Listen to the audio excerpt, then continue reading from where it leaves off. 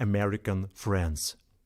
We appreciate all the support we receive from the United States, and today we sincerely wish you Happy Independence Day.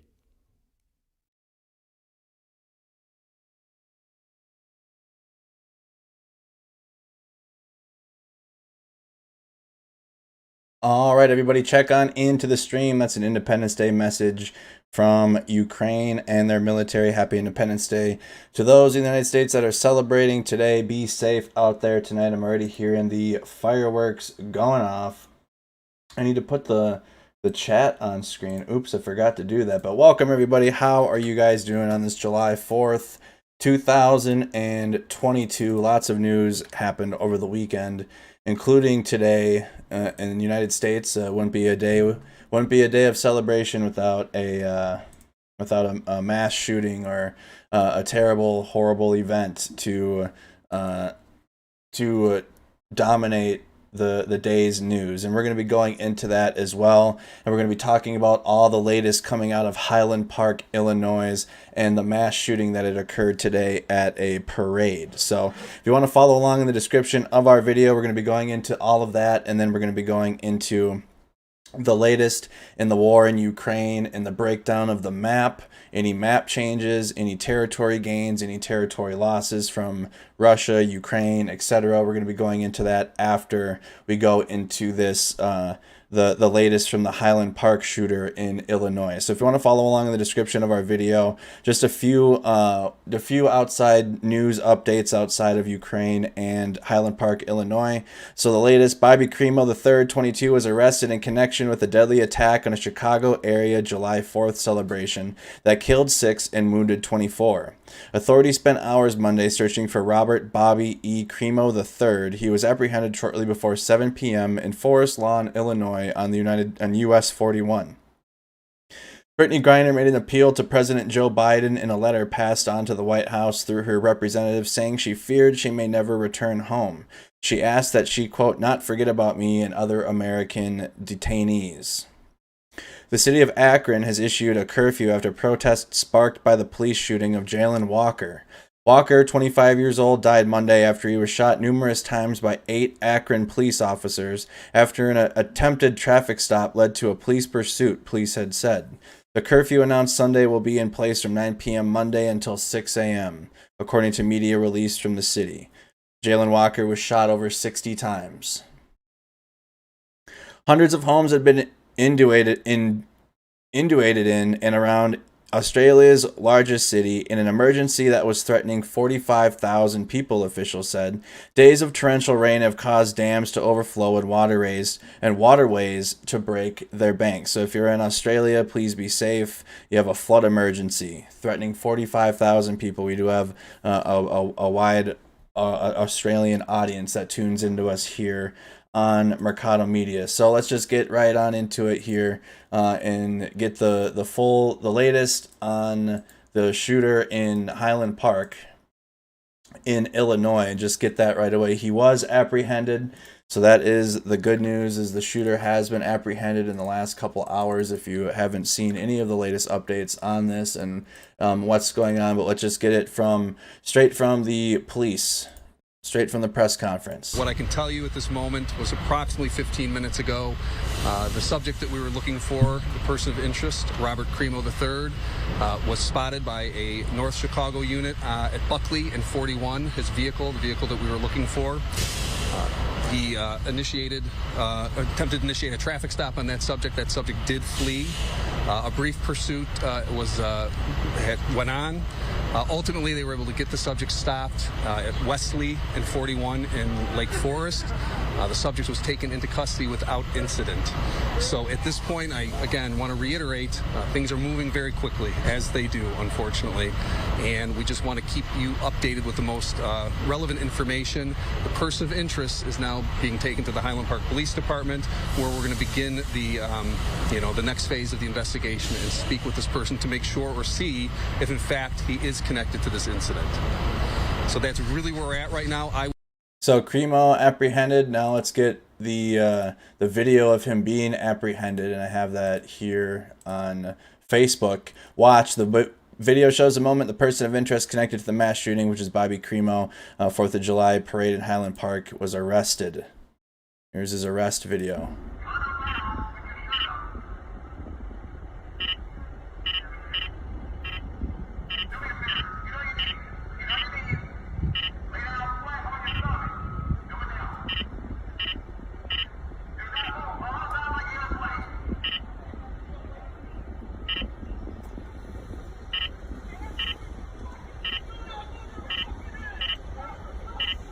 It's a shooter. Yeah. And that's Bobby Crimo being arrested.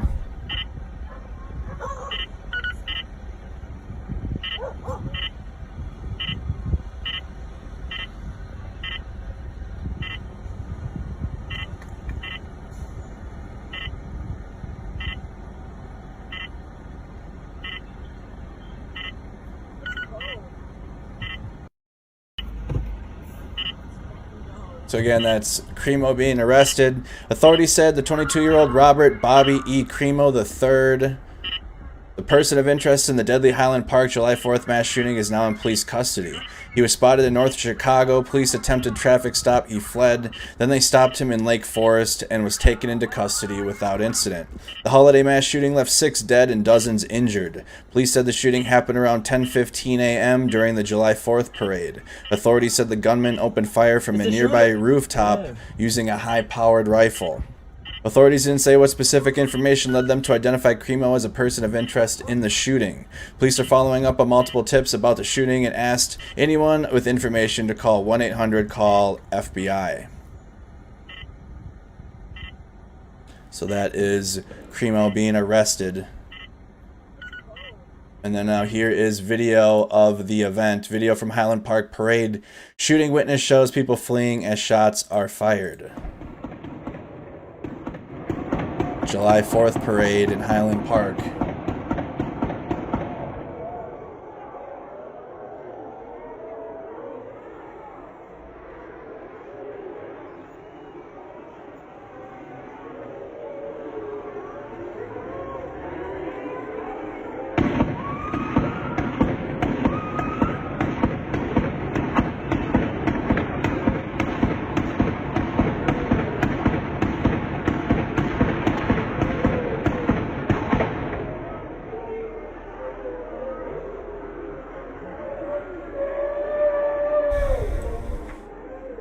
On Monday afternoon, police surrounded Crimo's family home in Highwood, just north of Highland Park as they searched for him. Neighbors said Crimo lived at the home with his father, and uncle said FBI agents have been going in and out of the house throughout the evening. So that is the parade. Here's another video of the same event. A shooting at a 4th of July parade in Highland Park, Illinois, sent hundreds of people fleeing for safety. The police said 6 people were killed and dozens were wounded after a gunman opened fire from a rooftop.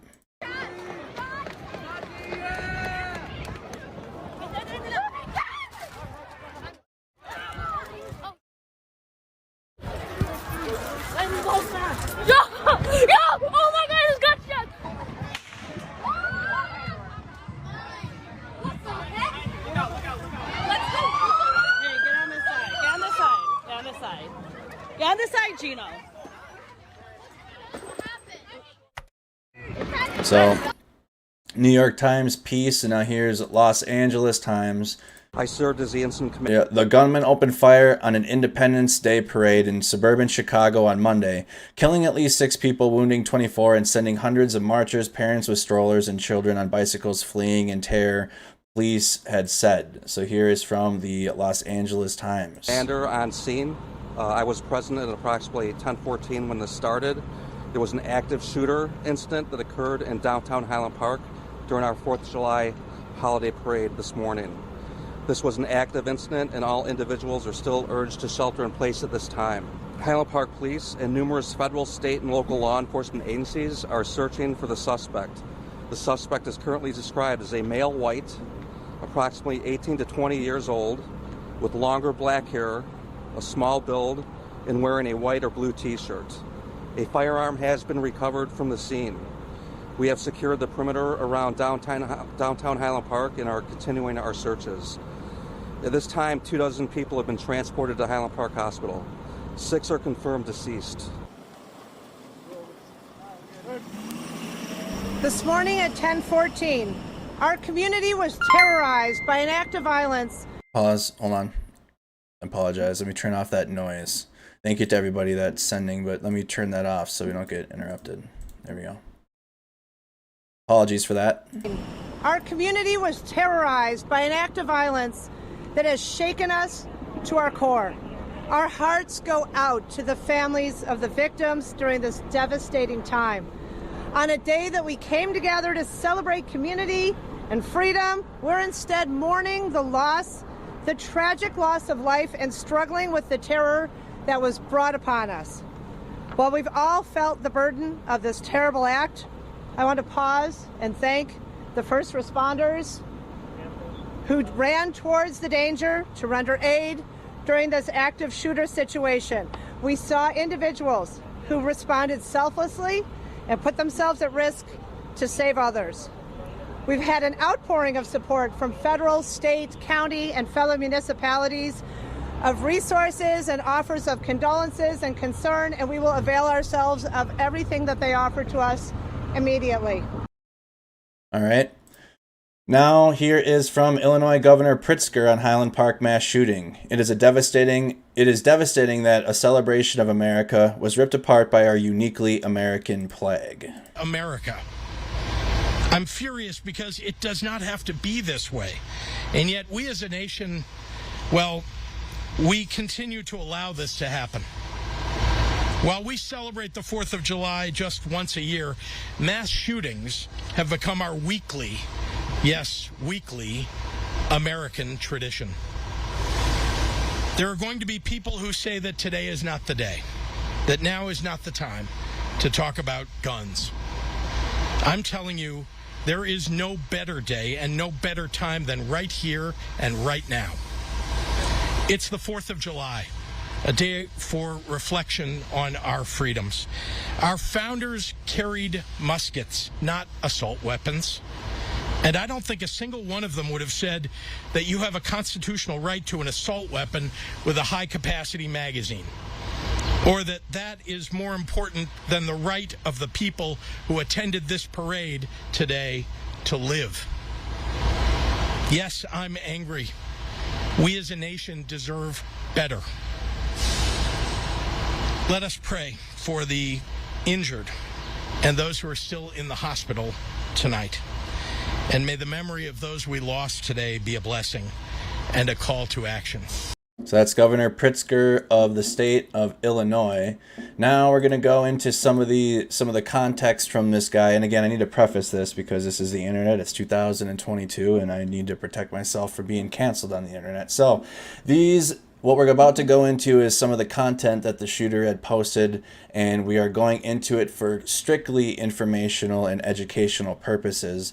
These are not to promote, to distribute, to encourage, or highlight the actions of this shooter. This is strictly to showcase what he had put out on the internet and give some context. I'm not going to play every single video through its entirety, but we do have a timeline of all the videos he had posted on his YouTube channel and some of the pictures he had been in. And so we're just going to show that for some of the context. As more information comes out, we will have more information to reveal. But the latest out of this was that he has been apprehended now at this time. We were going to do a stream and cover it until he was captured, but then as soon as I had got the stream going, he had been captured. So just to give some preface to that, this is for educational purposes only. So side thread, this Twitter account downloaded the entire shooter's YouTube channel before he scrubbed it, and some of these videos, I mean, the telltale signs of these younger individuals and what they're posting on the internet. I don't know why it's not being investigated more seriously when these things are just being openly posted online. So these are just some of the clips from his channel. It's like alternative art style, just most of it's creepy pasta style videos. I'm gonna put it in full screen because again, I don't want to promote this as like something positive. It's not. But in case you missed some of the videos he had been posting or putting out, here's more. Robert Crimeo archive footage file 1247. Suppose that you were able, every night by a vision of Helen. A searing social critic, Mr. Huxley, 27 years ago, wrote Brave New World, a novel that predicted that one day the entire world is lived under a... So just shit like that. It's like just off the, just creepy, performative shit like this in his videos.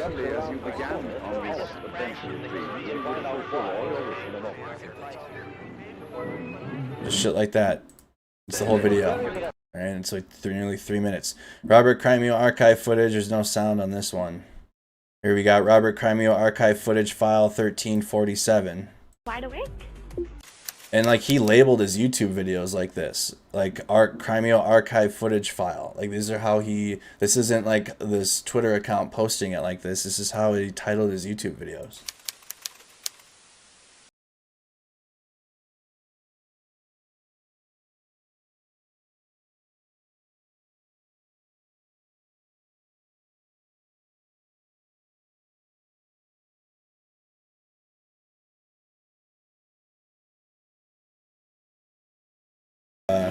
Call of Duty videos and music in this. Let me see. Did I already skip the one?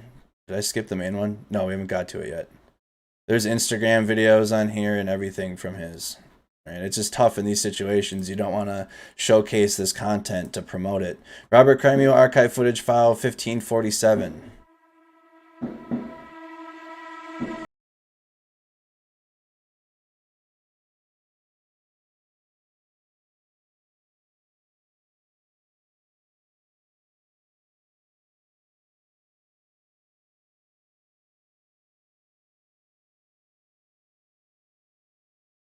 Okay, so just skating videos. Robert Crimeo archive. So here he starts using that symbol, which you'll see in his videos. And we don't need the sound. We got that. I don't know, the four corners. That's his symbol that he's been using on his shit. Here's a video of Highland Park shooter Robert Crimeo took video of the presidential motorcade, and he posted this on his YouTube channel. So I'm sure this dude's like, I'm sure the FBI's got this guy, and like now that, I mean, if they haven't seen this yet, he had taken video of President Biden's motorcade. This was on his YouTube channel.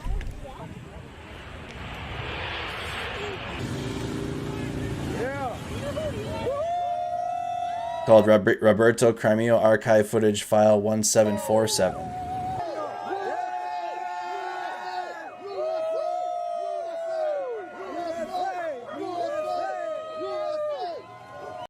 Here's Robert Crimeo archive footage file 33705 MWM. That's, I don't know. This is how he names his videos. And the one biggest thing too, the biggest red flag of all these is a lot of his videos he made was inside of a classroom. Okay, he made a lot of his, like, it just, and this was on YouTube. I don't know how the hell YouTube takes down content and takes people's videos down for nonsense and for people that are like, they don't want their content critiqued, so they get salty and claim that isn't fair use and take people's videos down and get them taken off of YouTube. We had shit like this existed. Like, this dude's in a classroom. Robert Crimeo, here's more.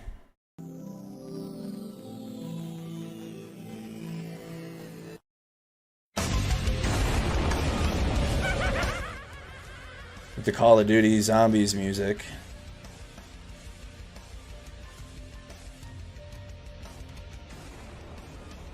And this was the biggest one that people might remember from earlier if you've seen it. Just off-the-wall videos inside of this tiny classroom, which is like clearly a set. I don't know what the hell this is.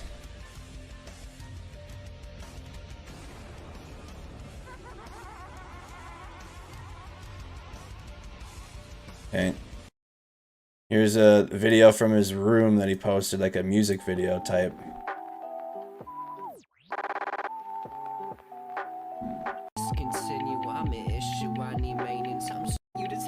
So did the did music. He had music on Spotify. Roberto Crimo archive footage file 44703 WD8. You guys want to watch these in their entirety on your own, go to this Crabman Twitter account. I'm trying to avoid getting my page and channel taken down for trying to show you guys these. So he did music and shit, alright? Creepy music. I can't really even know. I don't even know if I can play it. Roberto Crimo archive footage file 88104 WMD8. Here's the longer one. So he took a lot of his videos that he made and compiled them into other videos too, with his symbol.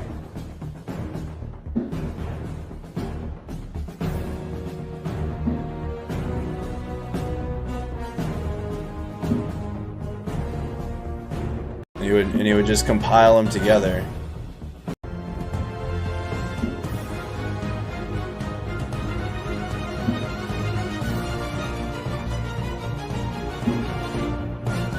That's a Call of Duty song.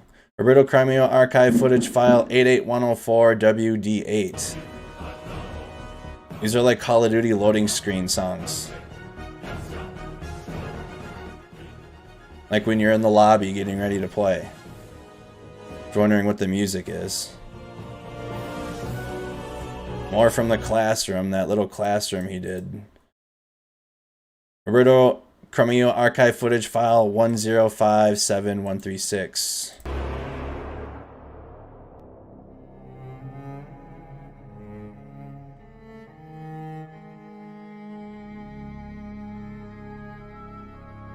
I'm glad this scumbag was caught as fast as possible. I'm glad that they were able to capture this dude as quick as they did. Roberto Crimo archive footage file 9423619. Just more from that. Like, where is this? Is this a set? I'm wondering if these videos are gonna get investigated a little more too as more comes out. Like, where was this? Is this at like a, where does he have access to this set here, or this scene? It's clearly a set. Did he have access to it through his production company? His music production company? Or whatever the hell? Roberto Crimo archive footage file XM058.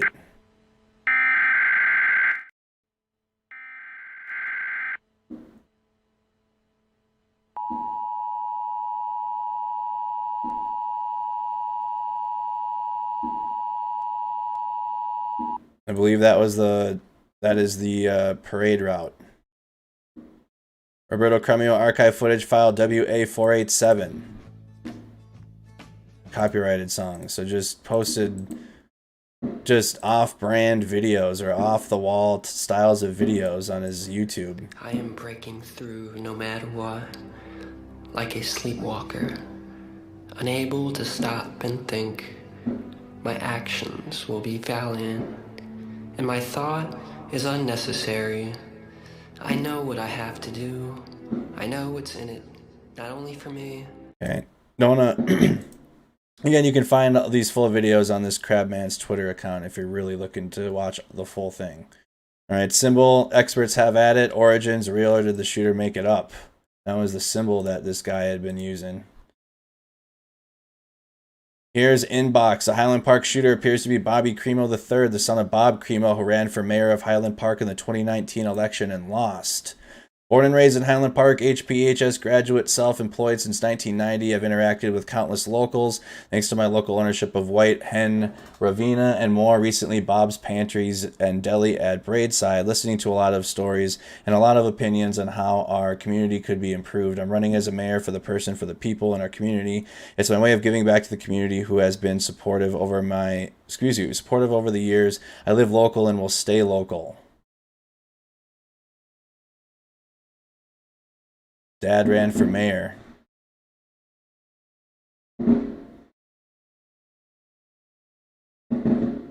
We got the fireworks loud outside, so if you hear popping noises over my microphone, we got fireworks going on.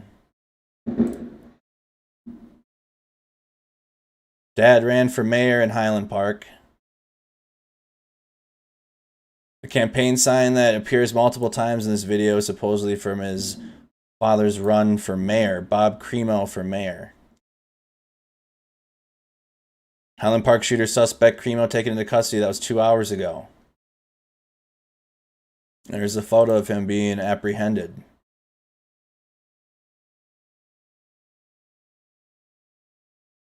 Apprehension photo. Right? So again, if you want to go, this dude downloaded the videos and posted them on his Twitter. These type of accounts, these like sock puppet accounts, can get away with doing things like this.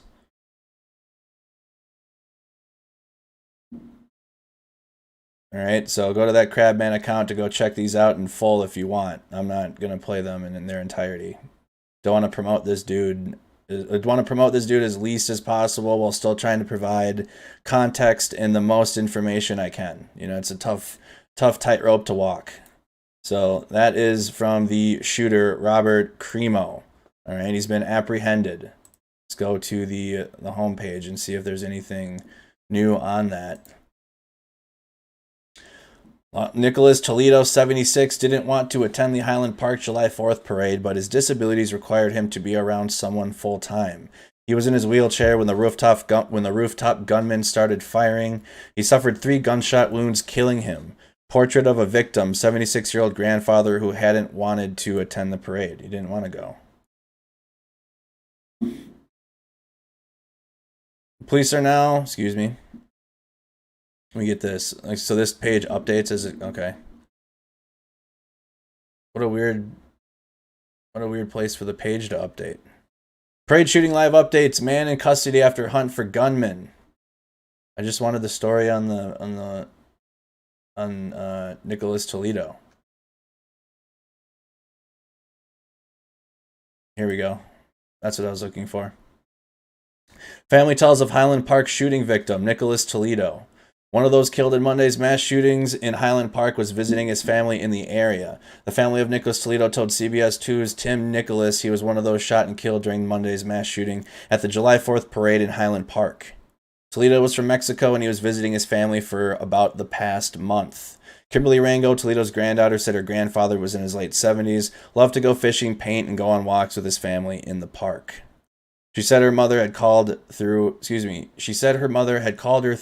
to tell her Toledo had been shot and killed. We are feeling pretty numb, Rangel said. We're all pretty broken inside. Family said Toledo had also met and was beginning to form a bond with his great-granddaughter. I would like to say to hold your family tight while you can, while you still have them, Rangel said. Like I said, we didn't expect this to happen so close to home, and it did. And it's not just my family affected. There are many other families affected by this, and I just hope everyone hold on to your family tight tonight. Other family members of Toledo were also injured during the shooting, but they are expected to survive. Dear sir, I am anxious to learn about my sisters. I think it's an ad. Let's get that story real quick. I'm going to go through an ad before. Comment where you guys are all tuned in from if you haven't. Welcome to Mercado Media. I'm your host, Andy Mercado, independent journalist and U.S. Army veteran. Happy July 4th. Hope you guys had a good day, dark day in America. I do have a lot of viewers outside of the United States. So, dark day in the United States. If you live outside the United States, I hope your day was decent. Spoke to one of the first families to speak out from a victim who died. One of the 6 people who died was a gentleman from that area, I understand, Tim, and you were able to get information from his family. Just hours after this tragedy, they were willing to speak to us and wanted to share more about the life of their loved one, Tim. Erica, we have learned one of the victims was a man named Nicholas Toledo. Please forgive the alarm over here. I think this is actually a security alarm for the facility that we're standing next to. There's a lot of people moving in and out of here, and the alarm seems to be triggered at times. So no need to panic there. I believe the alarm has stopped now. But as I was saying, we have learned that one of the victims was a man named Nicholas Toledo. His granddaughter tells me he was in his late 70s. He loved to go fishing. He loved to paint. He loved to go on walks with his family in the park. Nicholas was actually from Mexico. He was visiting here. He'd been here for about the past month. He has a lot of family around here that he'd been staying with. Now, his granddaughter, Kimberly Rangel, says her mom called her and told her through tears that Nicholas had been shot and killed. Rangel says her own young daughter got to meet Nicholas for the first time during his trip to the States, and she was beginning to form a bond with her great-grandfather. Now that relationship has been cut short, and an entire family is heartbroken. I think we have part of our interview with Kimberly that we could play for you right now. I haven't gotten much updates on my grandma, but I think she's okay, but it's very traumatizing for her because she was right next to my grandpa as well. And a few other family members were also injured. They are expected to survive. At the end of our interview, I asked Rangel, is there anything else you'd want to say? Anything else you want to add or that you want people to know about? And she simply said that she would ask everyone to hug your loved ones tonight, hug your family, and hold them tight because you never know when you might lose them. In Highland Park, Tim McNicholas, CBS 2 News. So that's from Highland Park. Some more of the reports from CBS. Yeah, Chris, CBS Chicago that had occurred throughout the day. So Stacy, bring me back. Stacy, who has lived in Highland Park for 30 years. So Stacy, bring me back to around 9:30 this morning. You said that you had gone, or at least, started to go to the kids part of the parade, which started at 9:30, right? Correct. We got there around 10 o'clock, and as we were walking in there, everybody was all over. Quick preface, this isn't live. This is an old video, so ignore this live in the top corner, all right? This isn't a live look. I'm live talking to y'all, but this video isn't. People were saying, oh, we didn't know if it was firecrackers, if it was a shooting, what, and we just kind of got out of there, looked around, and then everything broke out, and he's a local guy, and it's horrific. 30 years in Highland Park. 30 years, never thought that this would ever happen, and today it did. So, Highland Park shooting that happened in Illinois. Some more from the July 4th parade from Fox News. July 4th parade shooting, bystanders knew instantaneously gunshots were not fireworks. Just reading some of the highlights. Robert Bobby Crimo, who was taken into custody about 7 hours after a sniper attack left 6 dead and dozens injured, went by the name of Awake the Rapper on social media. This is what I was referring to with his musical background, Awake the Rapper. The 22-year-old Illinois man, identified as a person of interest Monday's parade massacre, is an amateur rapper who posted disturbing videos on his YouTube channel, some of which we went through, including a crude animation depicting a gunman being killed by police. In addition to videos filled with violent imagery and mass shooting fantasy, Robert Bobby Crimo last year posted a video on his personal blog of Central Avenue in Highland Park, the main street of the parade route. Crimo, who was taken into custody about 7 hours after a sniper attack left 6 dead and dozens more injured, went by the name of Awake the Rapper on social media. His social media footprint indicated that he is a video game enthusiast and professional wrestling fan. One photo posted to Twitter showed him wearing a Trump flag like a cape, and another he sported an FBI cap. There was a photo of him at a Trump rally dressed as Waldo, but he also liked a Twitter video of President Biden. On most of Crimo's social media pages and embedded in several of his videos is a symbol that roughly resembles that used by Suomen Sisu, a far-right Finnish organization. That's that symbol that we see, the symbol used by Suomen Sisu. So one of y'all, hey, I don't know what I can get away with looking up, because I want to look this up to understand what it is, and other people might not. You know what I mean? We're in tough territory right now. So look that up and send it to our Discord server. All right, Discord's an area where we can do things, and Google or Meta won't cancel us for doing it. So look that up. It's Suomen Sisu, and see if that, and look up the origins of that symbol he's using and share it into our Discord server. A far-right Finnish organization. Crimo, however, does not appear to mention the national group in his postings. He was also the administrator of a Discord channel named SS that has since been taken down.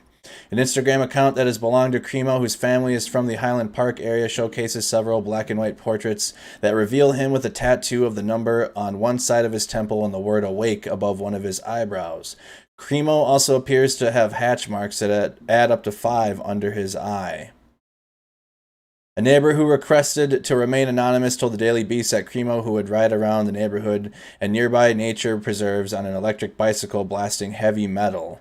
He used to drive a car with Pussy Mobile written across the back of it. Quote, The family's been in the area for a long time, she said, adding that his father is a small business owner who ran for mayor in Highland Park in 2019 and lost in a 2-to-1 margin to the incumbent. We don't really know him, but we see him riding around the neighborhood, she said. We never had any interaction with him other than we just see him driving around. His uncle, Paul Crimo, also told Fox 32 Chicago that he saw no warnings that would indicate Crimo could be involved in Monday's shooting.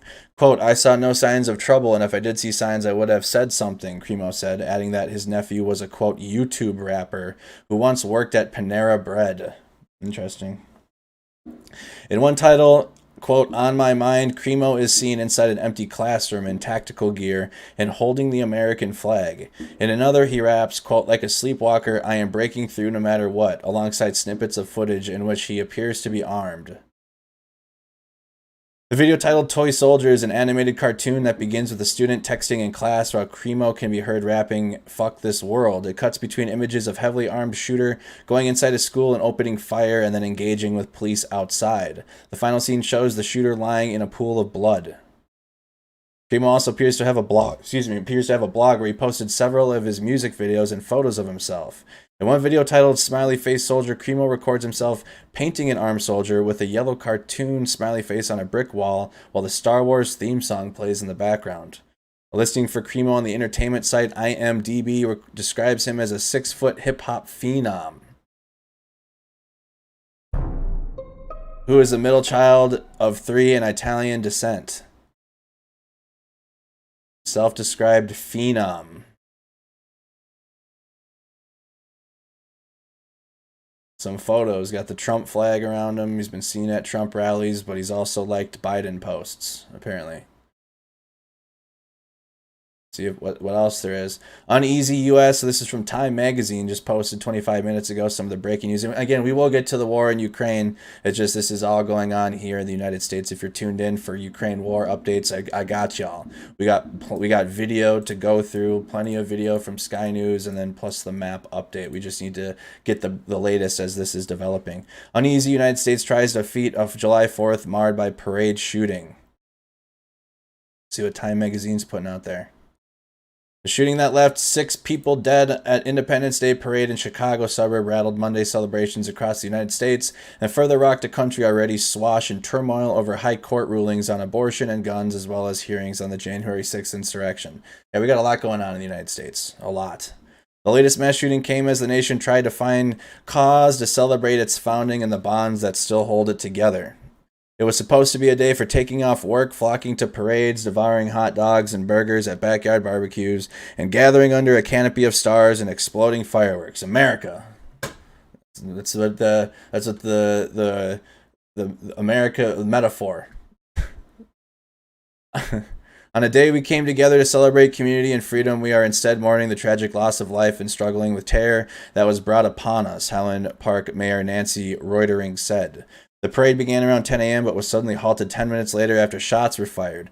Hundreds of Highland Park parade goers, some visibly bloodied, and the parade fled the parade route, leaving behind chairs, baby strollers, and blankets. Authorities brought a person of interest into custody Monday evening. President Joe Biden, in remarks Monday celebrating 246 years of America's independence, sought to reassure a nation both exhausted and unsettled by recent events. Exhausted is a light way to put it.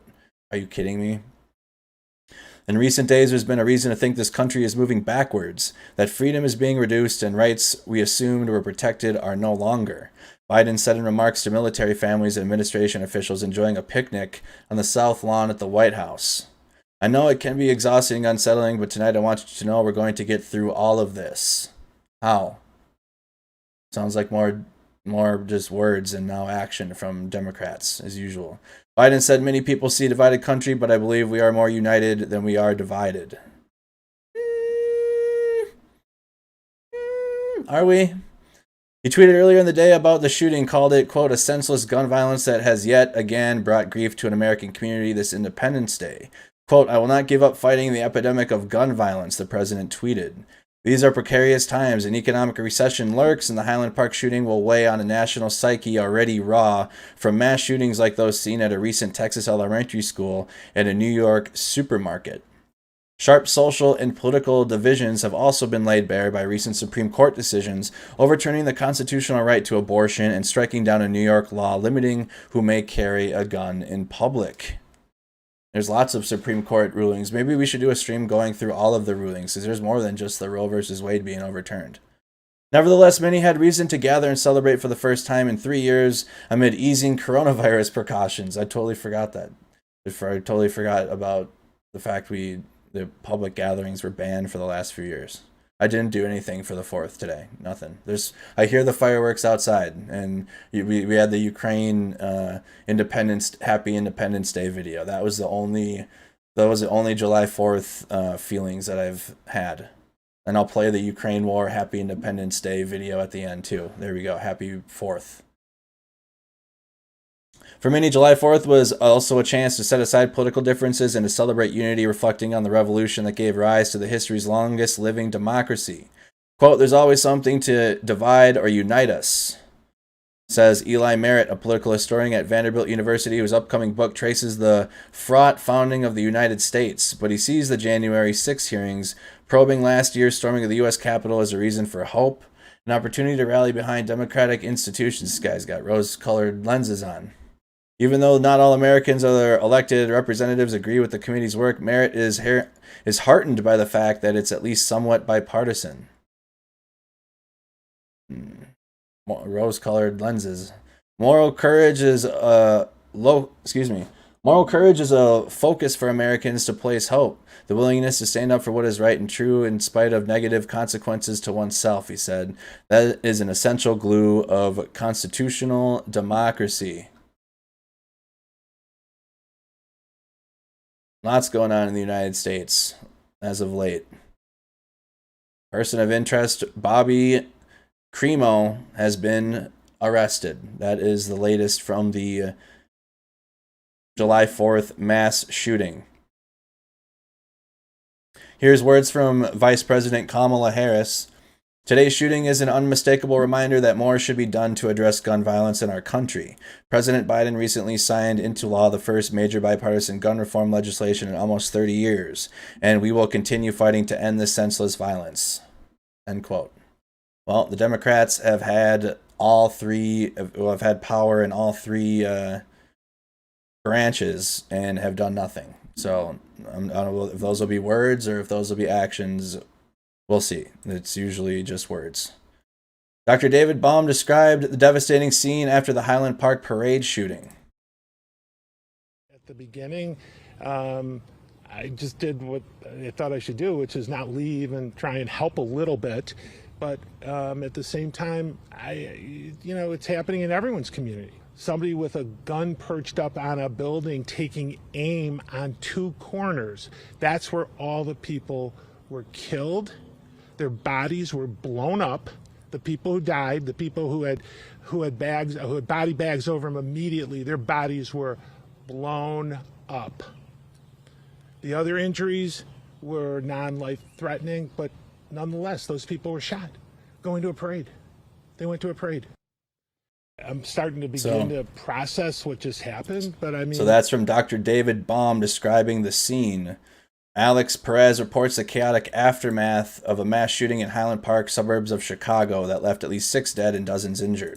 ABC News here, and we're in Highland Park, Illinois, on this July 4th, where there has been a tragedy at the July 4th parade. We got here just a short time ago, and I want to give you an idea of what we're seeing here right now.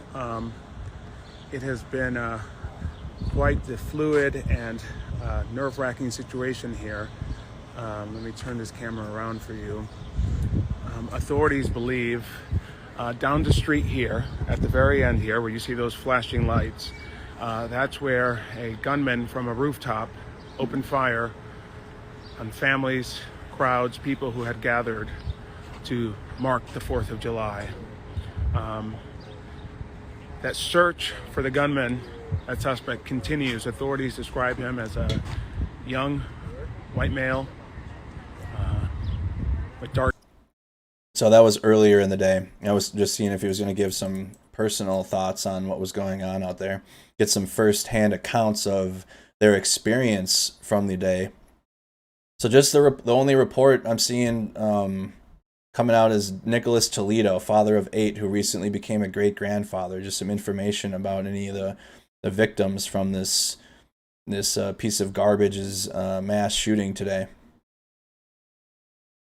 6 people were killed and at least 24 were injured when a man with a high-powered rifle opened fire from a rooftop at a 4th of July parade in the wealthy Chicago suburb of Highland Park. This is from Reuters. 5 dead on the scene. Those decedents have been identified, and we are working on notification for those families. There is 1 additional decedent that was taken to a local hospital. There were 5 on the scene, and they were all adults. And then there was 1 that was transported to a local hospital that also died at the hospital. I don't have any additional information on that victim. Are we talking about multiple shooters or 1 shooter? At this time, we have no indication to believe there was more than 1. However, we're only hours after this occurred, so we don't want to narrow in, and we want to be very broad and look at this in totality. It was very quick. Gunfire was recognized in the area. Police units were actually already on scene for the parade, in addition to fire personnel. So it was very expeditious. It was pretty quick, and then the offender had fled the scene. Do you have any idea how many shots were fired? I do not at this time. Numerous is what I can tell you right now. The roof was a business, and it looks like access to the roof via a ladder in an alley was unsecure. Unsecure roof access to the business. I wonder if that's getting looked into, because you got to realize it's July 4th. Businesses are closed, especially small businesses on that strip. They looked like from the angle from one of the second floors from the bystander videos, people were trying to like take cover inside the little entryways to the businesses that are on strip malls in the Midwest that we have. I'm sure they exist everywhere, but we have like little crevices, doorways inside of businesses, and people were huddling into that because they couldn't get into the business because it was closed. It's a national holiday. So this was from 5 hours ago. North Shore Highland Park Hospital says injured shooting victims range from 85 years old to as young as 8. Roughly 4 to 5 children among those injured. Highland Park victims' ages range from 8 to 85. At least 4 to 5 children have been injured.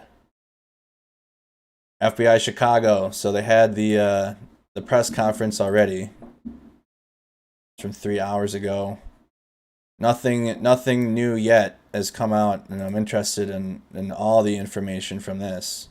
How he was able to, or what his music production company was, or he got the funds to film that video inside that small classroom. Also happening, y'all, right now as we've been going on here, there's been 2 police officers shot in the city of Philadelphia. This has been breaking right now as we've been sitting here. And I'll talk about this before we get into Ukraine, all right? This is the last we'll talk about outside of Ukraine before we get into that. So this happened in Philadelphia while I've been sitting here talking with y'all. Philadelphia PD confirms 2 officers shot tonight during tonight's 4th of July fireworks display. The Philadelphia Police Department is confirming that 2 officers have been transported to hospital following a shooting near the Art Museum during tonight's fireworks show. 1 officer has been shot, a 2nd officer has a graze wound. Very chaotic scene at the moment. 42 minutes ago, there were reports of a shooting at the Philadelphia Museum of Art on Benjamin Franklin Parkway. Police are only saying there is a, quote, security incident and are requesting the public to follow, quote, safety instructions and avoid the area. See what else there is in the trending section about Philadelphia. Here's from NBC 10 Philadelphia. This was posted 25 minutes ago, so while I've been sitting here. Several people ran from Benjamin Franklin Parkway as police responded to reports of officers being shot near the Philadelphia Museum of Art. My goodness. This is America.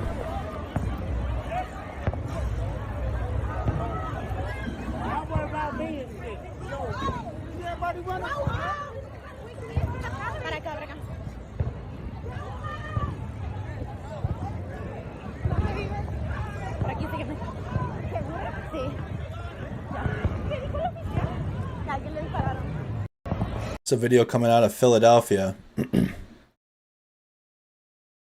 Here's the police and the people running in Philadelphia. Fireworks going off.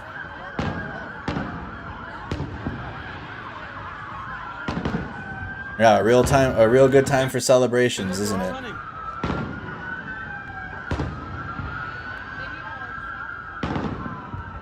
And there's people that want to celebrate today. Just ridiculous, dude. Breaking: at least 2 officers shot during the 4th of July's fireworks in Philadelphia, causing crowds to flee. This was all going on tonight, like while people are out watching fireworks. So if you're around Philadelphia area, check on your people. If you're in Philly and Pennsylvania, see if there's anything. Let's see what the top stories are. Chaos ensues. This is posted from us. Chaos ensues after a shooting takes place during the fireworks display in Philadelphia. 1 officer sustained a graze wound to the head and another gunshot wound to the right shoulder. Both are in stable condition.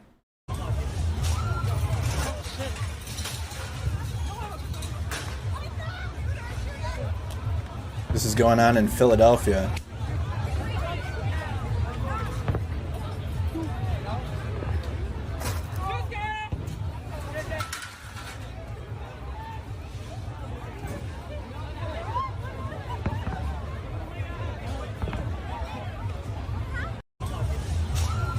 So this is all going on, breaking in Philadelphia. Look at that. What a scene. What a scene that describes America. Fireworks going off as gunshots are being fired and people are running. What a great representation of the United States of America.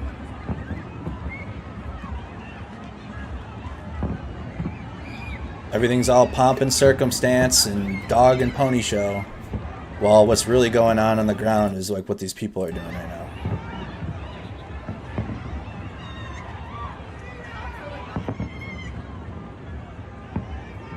The irony. What are they saying?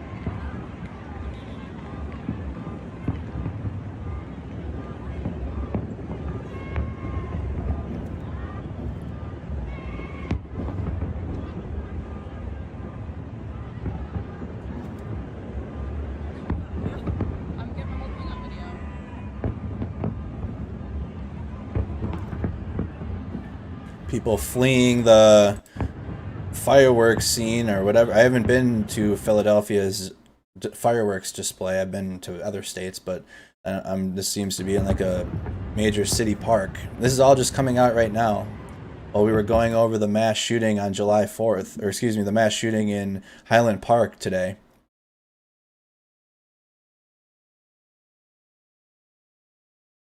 Here's more from the crowd running. There's no audio on this.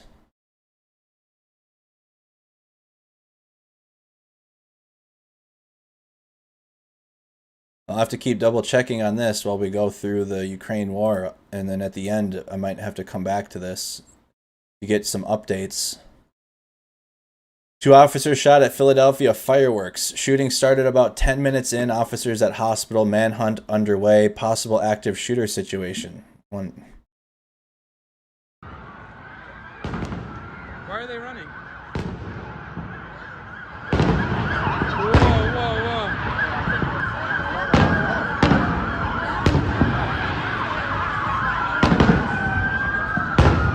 Jimmy, look, they're all running.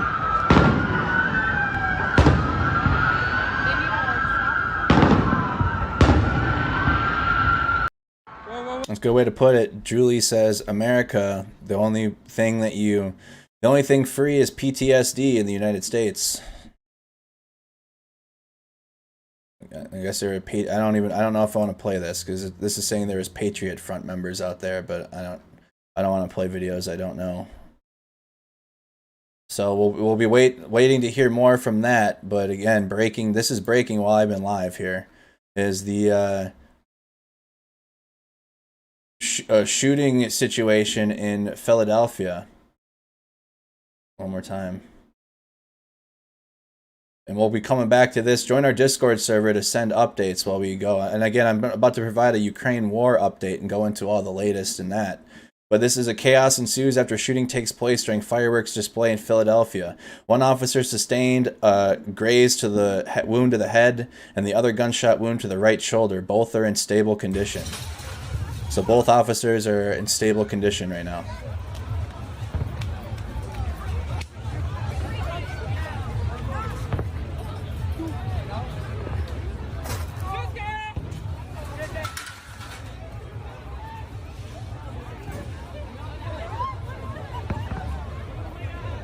So 2 active shooter situations today in the United States as we celebrate our independence.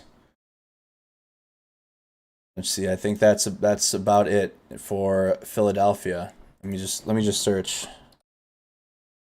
If you guys come across anything new on this, we had someone in the chat mention it 20 minutes ago or so. But if you see any new video come out or anything new that would provide us some more information or context, right now it seems like the only videos are from a far distance. But I'm sure as this goes, there will be more and more video coming out. Share it to our Discord server so we can get more information. Okay, right? Yeah, that's all I see right now. Let's go to videos. All I'm seeing are these videos from really far away. Nothing really, I mean, here, this is a little closer. Crowds flee after gunfire erupts during 4th of July fireworks in Philadelphia. Join our Discord server. Link is in the description.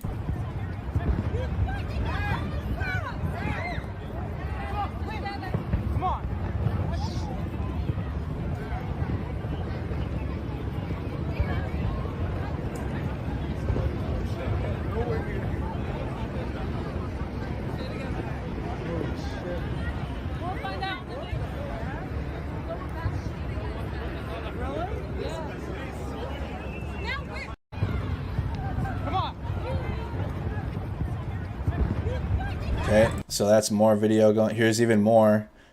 Police are still reporting an active shooting. This is 20 minutes ago. In the Parkway.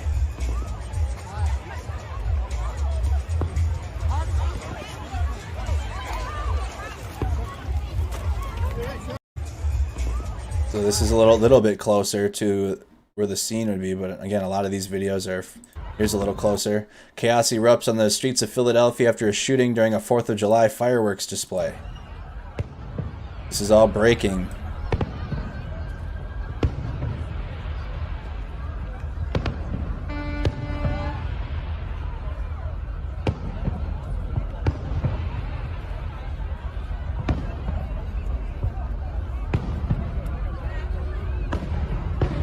People still watching the fireworks. It's America. We got pretty colors in the air, though. But look, we got pretty colors.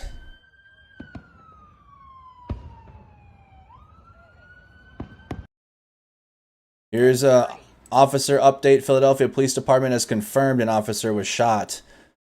This is from NBC. Joining us looking for the fireworks. We are on the air with breaking news.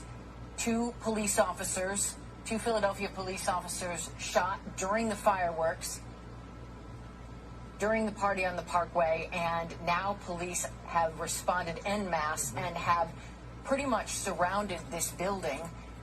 They have, you see their helicopter in the air right there. They've been shining lights, and they are at staged positions around this building.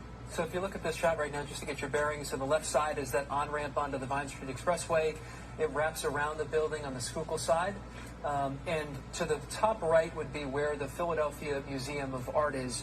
And what we're looking at is a pretty recognizable place. If you drive around the city of Philadelphia at night, you see those beacon, the lights there aglow. Okay. It is 10:30. Okay, so more video. Active shooter incident from the Benjamin Franklin Parkway in Philadelphia. That's what it's called. Okay. 22nd and Benjamin Franklin Parkway. That's a location. I'm going to get that. Well, we're going to do what we do for the Ukraine war. Where is this? Philadelphia.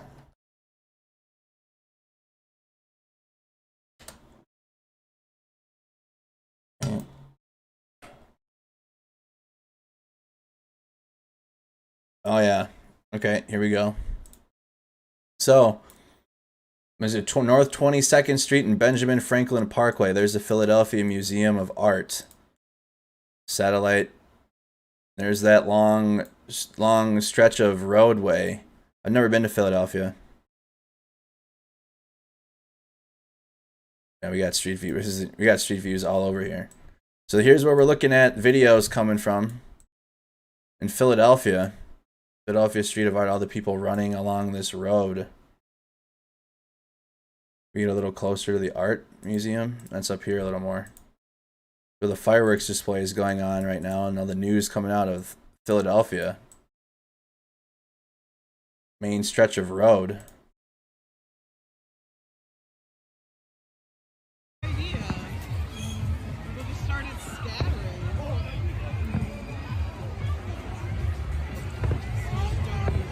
I have never been to Philadelphia.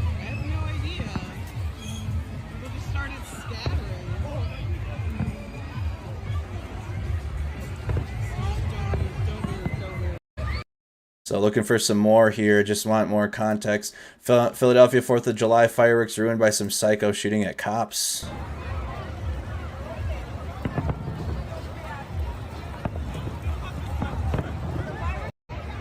So more people running. This is all just going on in Philadelphia. But most of the videos that show people really running are from a distance. I haven't seen anything up close yet.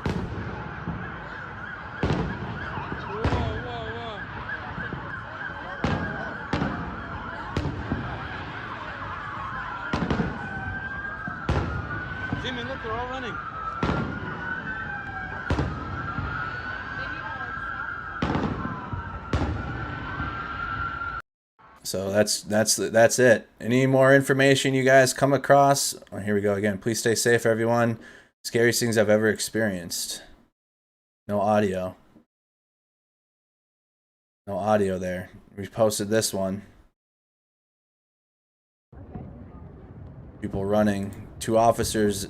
Again, if you're just tuning in with us now, Justin, 2 officers have been shot in Philadelphia during a fireworks display. This has happened in the last hour.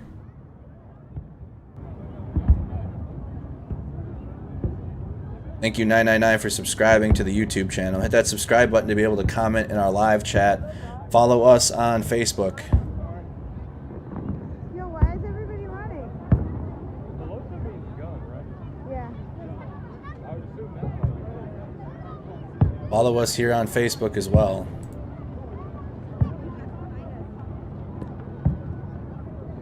Person posted a sideways video, but that is Philadelphia.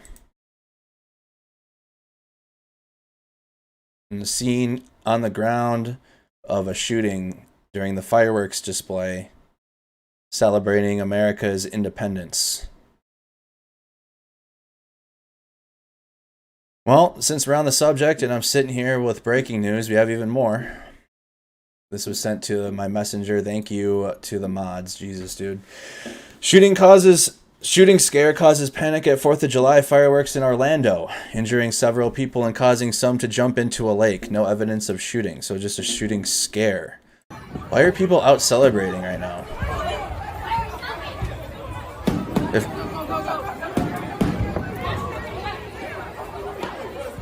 So this is a scene on the ground in Orlando, Florida.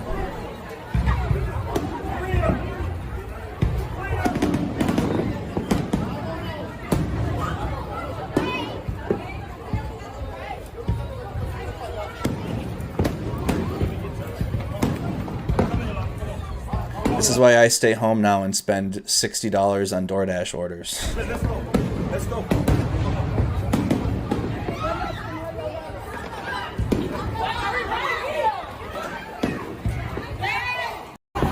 Okay, people just running scared, but further context at this time. So this is from Orlando Police.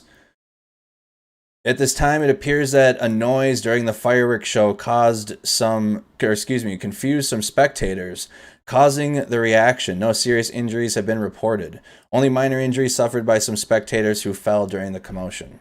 Listen, we have so many mass shootings in the United States during a fireworks show, people getting confused for gun sounds.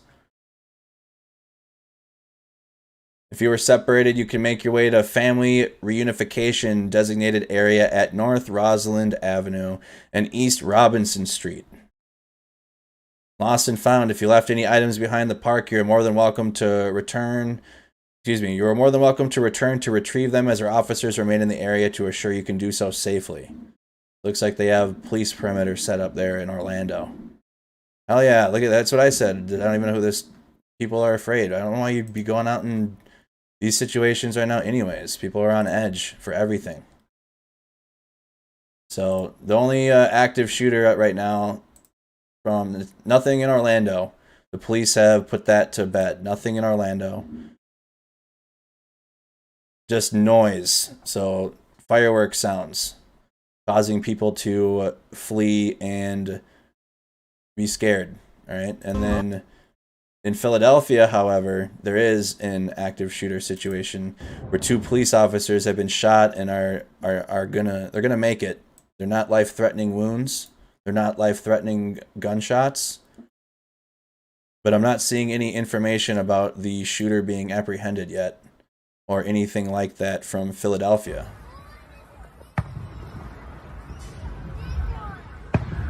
Discord link is in the description to our channel here. It's in the description of the video.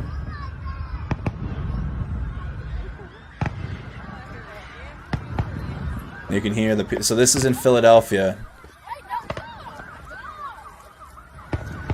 See the people in the park start to run. We're getting a little close. We're getting closer and closer now. More videos coming out. What's this here? Philadelphia cops and helicopters are still looking.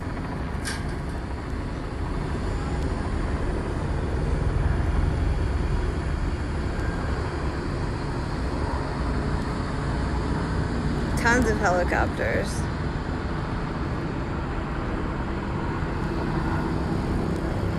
You see this street this empty? This many cops? Where do they all come from? So cops out in Philadelphia.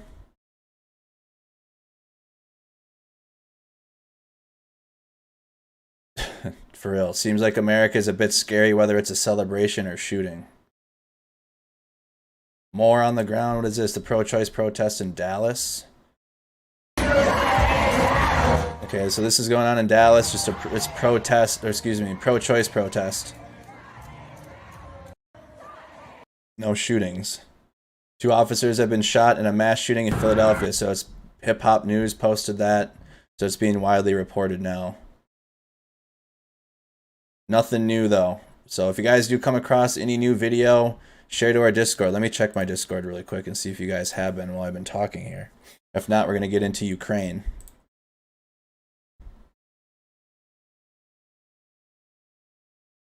Go to the video clips or share it into our open discussion section in our channel. There we go. We got 2 joined. If you guys have any videos, there's an open discussion channel under the community tab, and share the video clips relating to Philadelphia or the Highland Park. Maybe I need to just add a channel called Mass Shootings in America. And then when they happen every other week or every week, we can get the information right there. So that is the latest in the United States. Mass shootings today. And one that we're waiting to hear more information from in Philadelphia involving two police officers that were shot. Okay, nothing new beyond these 2 main scenes and then people on the ground and video. Okay, we'll come back to that. Now let's get on to the war in Ukraine. If this is your first Ukraine war stream, welcome. I've been covering this war since the beginning. We're now on day 131 of the war in Ukraine. And how this works is I'm going to do a map breakdown and show you guys the territory gains and changes in Ukraine. And then we're going to go into a video clip section and essentially do what I just did for the Highland Park shooting and the Philadelphia shooting, and go through all of the latest video clips and combat footage or just any news reports that have come out of Ukraine that's relevant in the last 24 hours, okay? So let me get Kyiv on the screen. Let me get Ukraine dialed up here, and I'll also provide all of the latest news updates in Ukraine as well. So we're going to start here with this report before I do the map update. I'm going to do something a little different. Usually I start with a map update, but I want to get our brains focused. I know it's hard. I don't know how to properly transition, and my brain doesn't work how most other people's works, and how to properly transition from mass shootings in the United States to a war ongoing in Ukraine. But I have been covering the war since the beginning, and that's what we usually do. So we're going to get into that now. Here's a Sky News report from the Ukraine war. This is the hell that is Lysychansk. And these are one of the cities in the east in the Donbass that the Russians have seized in the last few days. And let's get the update from Sky News.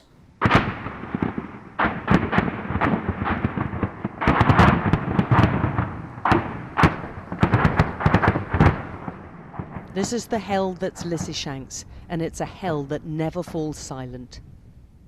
Look to the right of that huge black plume of smoke. That fresh puff is yet another shell exploding on an horizon already foggy with destruction. The city's being surrounded by Russian troops bit by blood. Also, I think I know what we need to do. This is a 420 friendly newscast here. Again, I know I'm an Army veteran and whatnot, but I still am 420 friendly all the way. I advocate for legalization, all that. I feel it needs to be legal. Feel free to spark one up. My news coverage is 420 friendly. There's so much going on, and it's all polarizing current events, terrible, awful news, between mass shootings to awful. So spark one up. We try to have like a 420 friendly, welcoming, community building culture here. So blaze one up, and here is the latest in Ukraine. This bridge over the railway was the main route in. The Russian circle's nearly complete. The attackers are using brute force to sledgehammer their way in from several directions. We drove in as they mounted their latest ferocious onslaught on the city's oil refinery, the second largest in Ukraine. I don't think we should hang around here too long. It felt akin to riding into some sort of Armageddon. At this point, Lysychansk is the last stronghold in the Luhansk region of the Donbass. Losing this city will be a monumental loss. Part of the plant is on fire. Many other areas have been hit badly. There are shells coming in every few minutes. And we're with the last group who've decided... How do we nominate war reporters? Is there a way? Because she needs it. She needs it. Bad. It's time to leave as well. But the Ukrainians are fighting the fight of their lives. And they've been battling over this pocket of the Donbass for months. We're with the soldiers of the 24th Brigade, sworn to secrecy about their exact location inside the plant. They're pulling out of the refinery to another fighting position. The Russian troops are only 500 meters away, and they've come under savage attack here. They're bitterly disappointed about losing their twin city of Severodonetsk a few days earlier. It's made their defense of Lysychansk all the more important. They don't want to give up an inch of territory, but they follow their orders. Yes, he says, it was right to give up Severodonetsk, to save lives. But every bit swallowed up by the Russians hurts deeply, and their enemies are making slow but steady progress. We are leaving, the battalion commander tells us, but he doesn't see this as defeat, more a tactical withdrawal. Like Severodonetsk beforehand, they're anxious to avoid large-scale deaths and injuries. But even as they hastily relocated, there was an air of this being the final battle for Lysychansk. They've held the Russians at bay for weeks now, forcing some heavy losses on them and buying time to build up defences in Donetsk, the second half of the Donbass where the Russians will move to next. But they're coming under intense pressure on the Donbass battlefield, and even relocating involves casualties as they're forced to run the gauntlet of fresh shelling. Amid the mayhem of this grim fighting, the explosions and hurry to shift has led to a head-on crash. The injured are having to be rapidly extracted and treated, whilst the heavy smog offers them some slight cover. Those who make it out alive from the line of fire are utterly exhausted and high on relief and almost surprised they're still in one piece. Hello! But there's a growing exasperation at what they see as the delay in sending long-range artillery and better weapons for them to somehow finish this fighting. it would be much better if you send us some new weapons. Are you struggling with the stuff you've got at the moment? Well, can't say that we're struggling, but it would be much better, you know. They take high losses, we need to retreat, but in the end, again, they will go forward again, we will beat them with artillery. They will, again, they have a great amount of losses. So what's your message to NATO and the rest of Europe? Stop being The foot soldiers aren't mincing their words anymore. But there's a determination and courage here that far outstrips the diminishing odds of victory, even as they race to a front to replace colleagues and where they're vastly outnumbered and outflanked.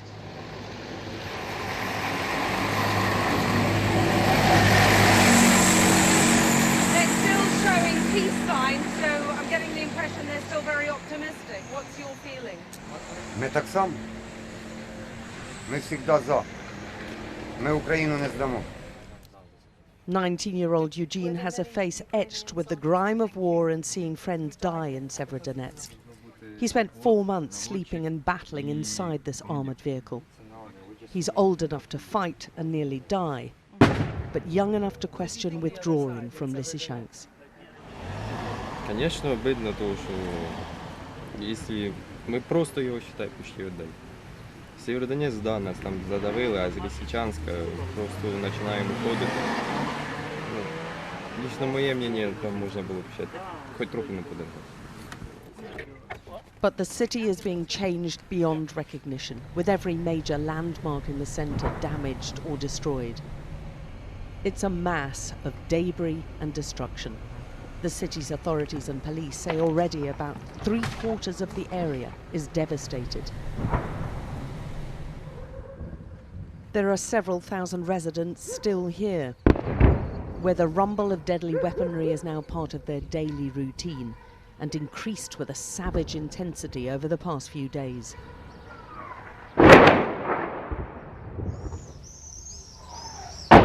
Hear that whistle and that crunch? We know that they're coming from the south of the city, where there's a column of Russian armory which is trying to encircle the city. And really quick, and I will go into a full map breakdown. We're not there yet.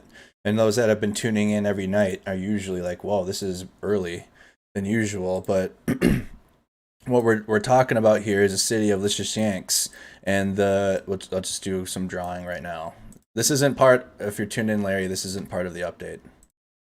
Larry does edits. Shout out to Larry for the map breakdown videos after the stream is over that get posted the next day. So if you do ever miss out on a live stream and you just want the map breakdown, we were posting videos after the fact. So then again, Ukraine is blue. So even though these are now Russian-held cities, you got Ukrainians retreating towards Seversk.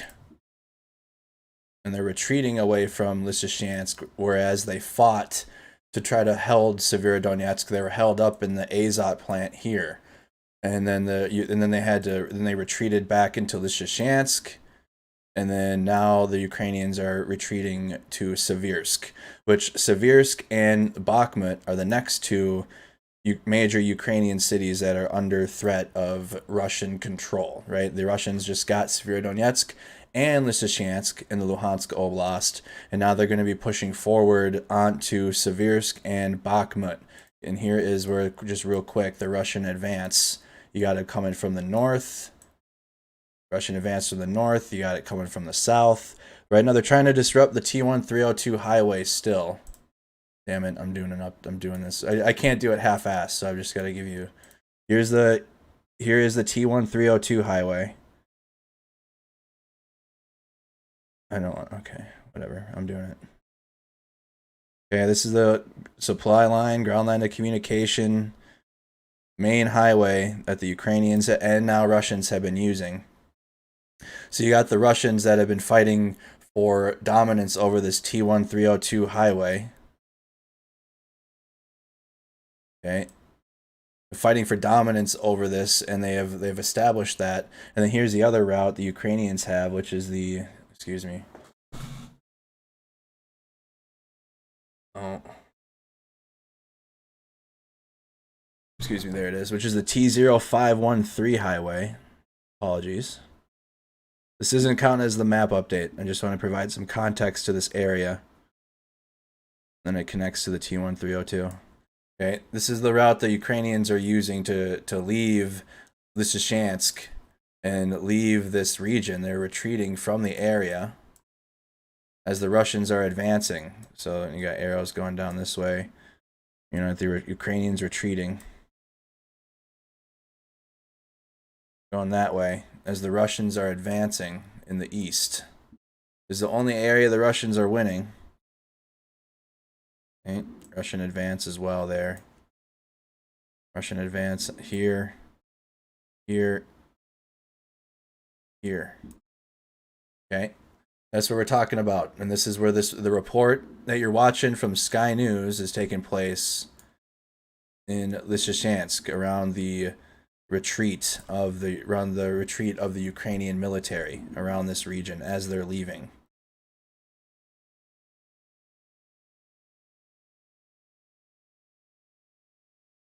Keep landing every 2 minutes. The sun sets on Lysychansk, with residents acutely aware these are the final few days under Ukrainian control. Even in the shelters, everyone sleeps with the rumble of war above ground all night. We've agreed not to film those who we're sheltering with, but there are many families with young children here. The first sounds at dawn in the city are always the same now. The whistle of incoming fire from close-by Russian positions. And they're getting closer by the hour. We spot the Ukrainians driving back captured Russian armor, their blue and yellow flag flying above it now. Their proximity means they're firing shells with more deadly repetition, forcing the curious nearby residents to take cover all the time. The Ukrainians are inflicting some serious casualties on their Russian enemies, but it's still not enough to hold them back. How it happened? Civilians lead us to the body of a Russian soldier, which they say was dumped out of the captured personnel carrier. He'd obviously been badly hurt and had a tourniquet around his leg. The discarded Russian army uniforms have been laid out for the residents to see, while the police document all the evidence for any future investigation, including exactly how he died and what he was doing. With no electricity, there's no operating morgue, but his DNA will be taken to try to identify him. Це, найперш за все, люди. І з нашої сторони буде зроблено все, щоб тіло потрапило до родичів. Volunteers have the awful task of bagging the corpse. Then the body is loaded into one of the few operating vehicles in the city. A larder so small, one of the volunteers has to sit cradling the dead Russian soldier on his lap, whilst his colleagues finish up gathering his personal items. Could you imagine doing that? Got your dead enemy. He's on it. Dead enemy across. I just can't even imagine that. Both life and death in Lysychansk is utterly surreal. Unbeknown to us, Russian media is now broadcasting images of their troops inside the city's oil refinery, where we saw such savage engagement the day before. The plant is only 6 miles from the city centre. In the heart of the city where we are, the Ukrainians are trying to keep them from coming any further for as long as possible. But this enemy is smashing its way in. Okay, they're landing every few minutes, and this one's been quite close. The city has been bombed to bits. Vitaly, one of the police still here, cannot believe the level of destruction. I don't know what Sky News is like, their political leanings are or what, but their reporting in Ukraine has been outstanding. Like from the ambush in the beginning of the invasion, where their car was ambushed to just they're like on the front lines. Like the Russians they're literally where the conflict is, where there's ground battles happening. They're not in the back. They're not in the capital where a lot of the mainstream news is, or like the corporate news, I should say. They're like right there. I don't know. They've done a really good job in the war. About 70% of the city centre has gone. I think that the infrastructure of Lysychansk will be destroyed as Severodonetsk infrastructure. I think it will be similar. Severodonetsk is just over this bombed bridge, now under Russian control. Lysychansk is on the brink of being next. Aid centre after aid centre has been shattered. This seems a deliberate attempt to starve the city into submission. So this used to be a humanitarian hub, and you can see it's owned by Murdoch. Oh, no. Well, it shows that they are capable of producing quality journalism. Alex is amazing, but it shows that the mainstream news is completely capable of providing world-class journalism when they want to, right? Because I'm not saying this isn't. This is, but it's sad that it's only during wartime that you're getting journalism like this from the corporate media. Destroyed by fire, by all sorts, and they're coming under continual, sustained attack. The Russians are destroying everything in their path. If and when they do finally take over Lysychansk, they're going to inherit a pile of rubble. It's down to a few brave volunteers to deliver any aid. There are about 10 to 15,000 people still in Lysychansk, and they're very divided over who's to blame for all this. Many, like Svetlana, don't want to leave.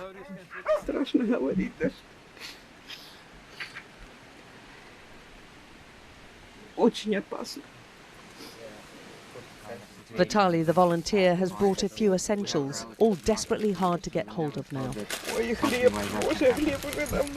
Wow.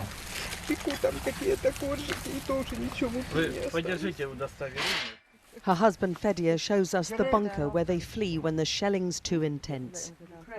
Fedya doesn't buy into the Western war narrative. He lives in a very pro-Russian area. And True, I suppose that makes sense with war imagery. War imagery will always... Okay, good point. Because that's why even like the more independent, top-tier journalist sites now that are like they're more mainstream now. So like Vice or Vox, like their war pieces get to millions and millions and millions and millions of views.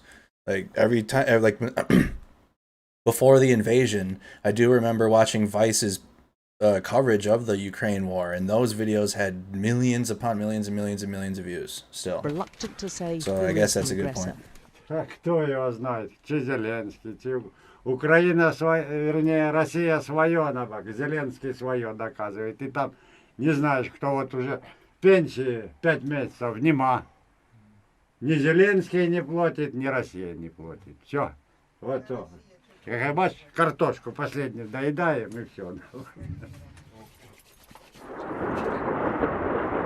There's a deep suspicion about Ukrainian soldiers here, where pro-Russian separatists have made their mark.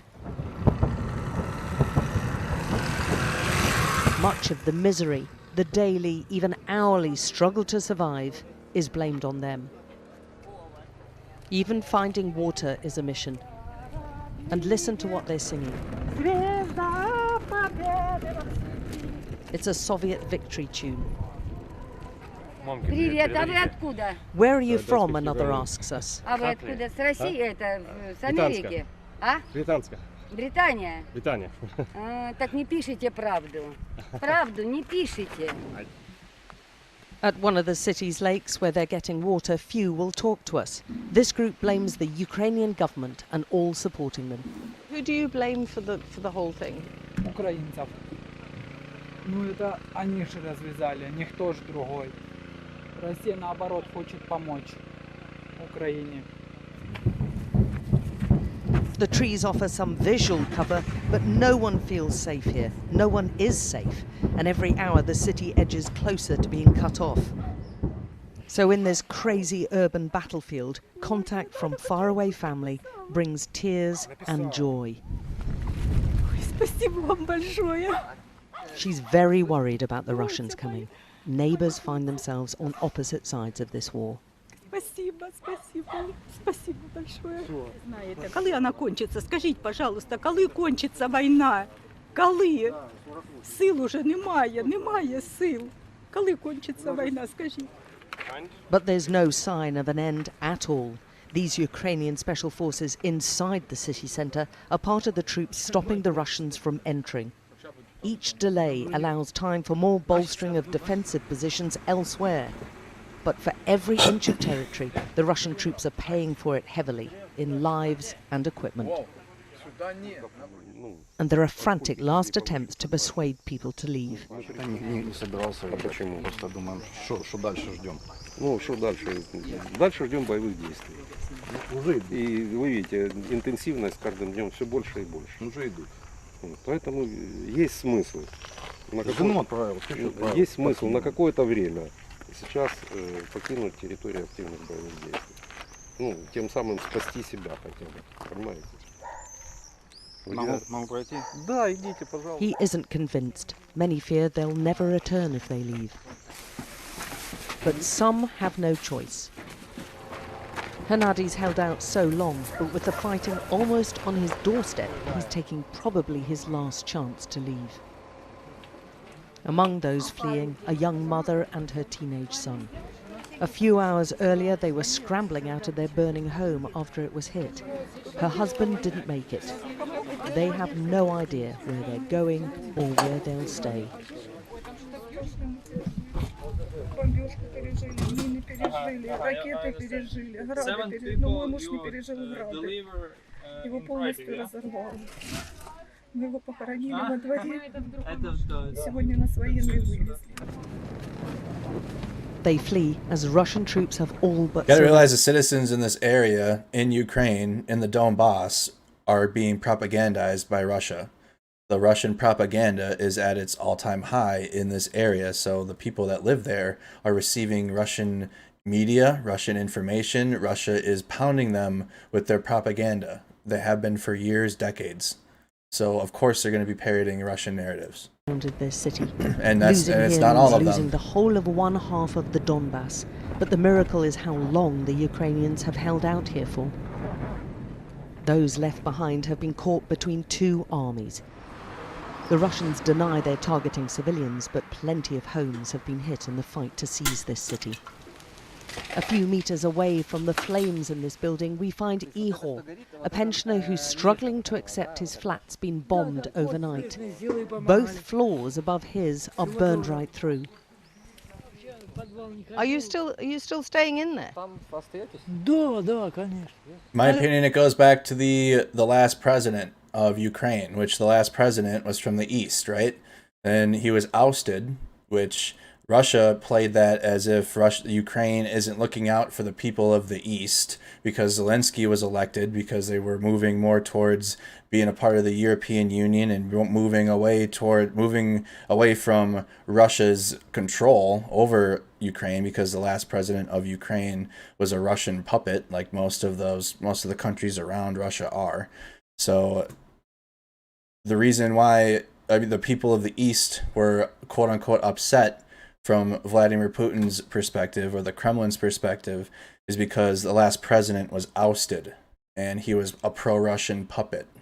These are Russian-speaking, Russian people, if you will, in the East. Куда мне? У меня нога болит. Куда мне идти? Мне некуда. Nope, sit in, this is live. Shenanigans, this is live. With smoking flats all around, his determined sprinkling of water to bring down the heat doesn't seem nearly enough to stop the fire's march. Yet the pain of giving up what's his is too much. There's Russian speakers in the East. And it's this refusal to give in. That's why Russian winning narratives are focused on the East and Severodonetsk and the Shchyansk. That's where their propaganda is. That's where the Russian speakers are. In the southern axes in Ukraine, there's hardly not many news hardly any news coming out of Kherson and Mykolaiv or even Kharkiv and the successes of the Ukrainian military, because it's not going to fit into a lot of the narratives, because it's not in the east. That we've seen repeated over and over again in this country.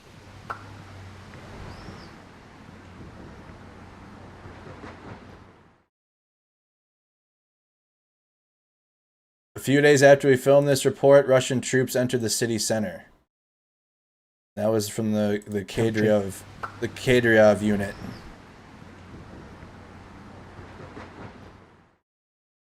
A few days after we filmed this report, Russian troops entered the city center.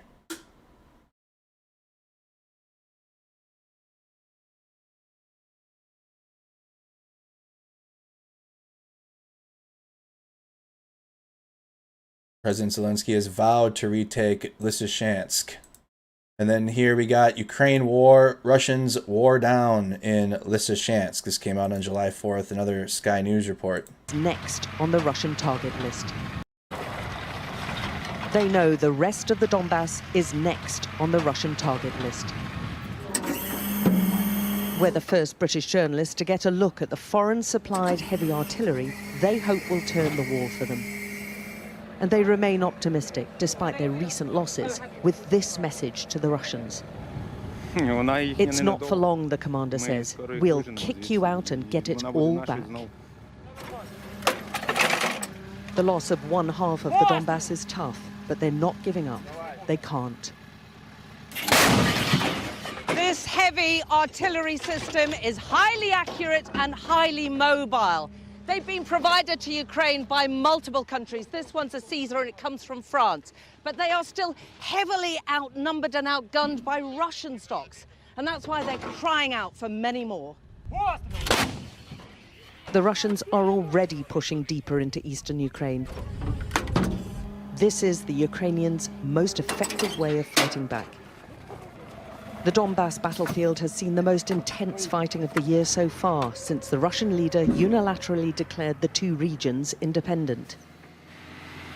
But Russia wants all of the Donbass, and it doesn't look like much is going to stop them. This is what a howitzer can do. Here it obliterates a Russian tank, but this modern weaponry's arrived late and maybe not in enough time to save the Donbass. There's an awful repetition about this slow grinding and brutal war. Aids unloaded for the residents of Krasnohorivka, on the front line of Russia's territorial ambitions in Ukraine for 8 years. They have about 6,000 names of people who desperately need help. The residents feel caught in the middle of this land grab and attacked by both sides. Страх, тобою обуяє тільки страх і ужас, жах якийсь. Не знаєш, откуда летить, оттуда, кажуть, стріляють оттуда, нам кажуть, оттуда. Це дуже страшно. І я кажу, що просто ми бажаємо миру.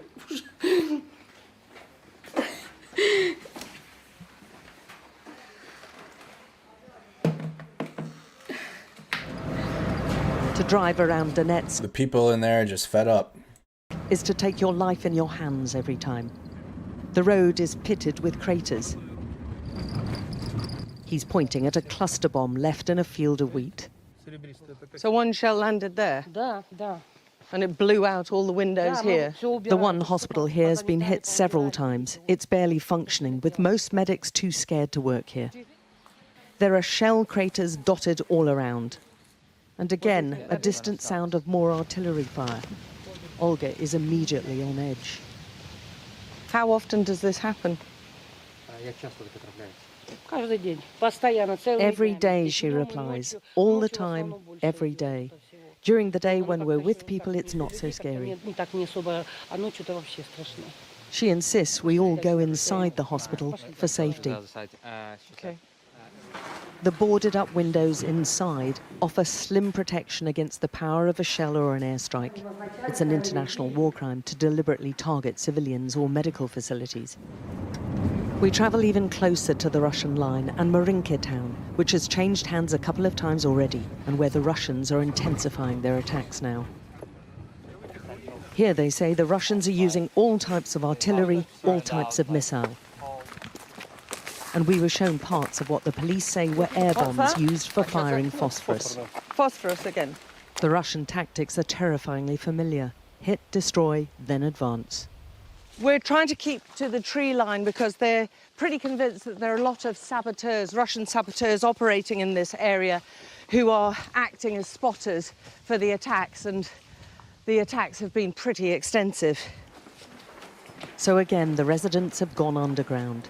There are more than 20 people living in this one. Old people and mothers with teenagers. How much longer do you think you can carry on like this? As long as possible, she says. We're afraid to go back home because there's nowhere to hide there. The fighting has left schools shattered, and there seems to be a deliberate low targeting here, right through a shelter where families were taking cover.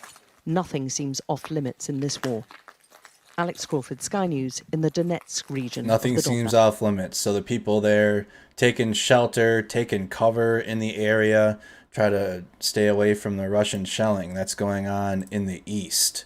So now, with that being said, we're going to go into the full map breakdown and update of the day for the last 24 hours, and then afterwards we're going to go through all the latest combat footage and happenings that have been going on in the Ukraine war for the last 24 hours. So as I do this, go ahead and comment and check in. Let me know where you're watching from, what city, what state, where in the world. And actually, really quick before we do that, as you guys are checking in, let's check Philadelphia really fast, all right? Because when I do the map update, we make a video out of that. So I gotta do it as if I'm not live and pretend I'm not talking to y'all.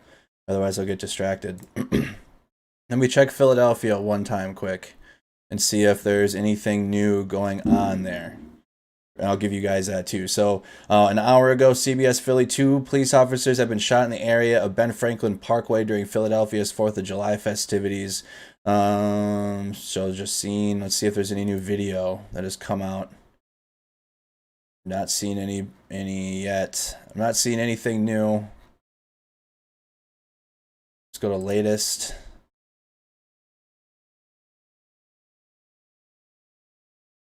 I'm not seeing anything new from that. NBC 10 Philadelphia 2 minutes ago. Watch our own Leah Uko's interview as July 4th fireworks began interrupted. Let's see this. Again, this was a shooting at a fireworks display in Philadelphia tonight. This was going on while we were talking about the mass shooting in Highland Park, Illinois. How you doing, Cobb Hill, Kentucky? Share the stream if you guys have it. Make sure you're subscribed to the channel and you're following us on Facebook. Howdy from Waterford, Texas. How you doing, Waterford, Texas? Anyone from Philly in the chat? Atlanta, Georgia, Walsenburg, Colorado. Thank you guys so much. How we doing? Austin, Texas, Victoria, BC, Canada is tuned in. All right, so here's the video. I had to wait for that to load. It was an ad. Why is it? Oh God, oh God, oh God.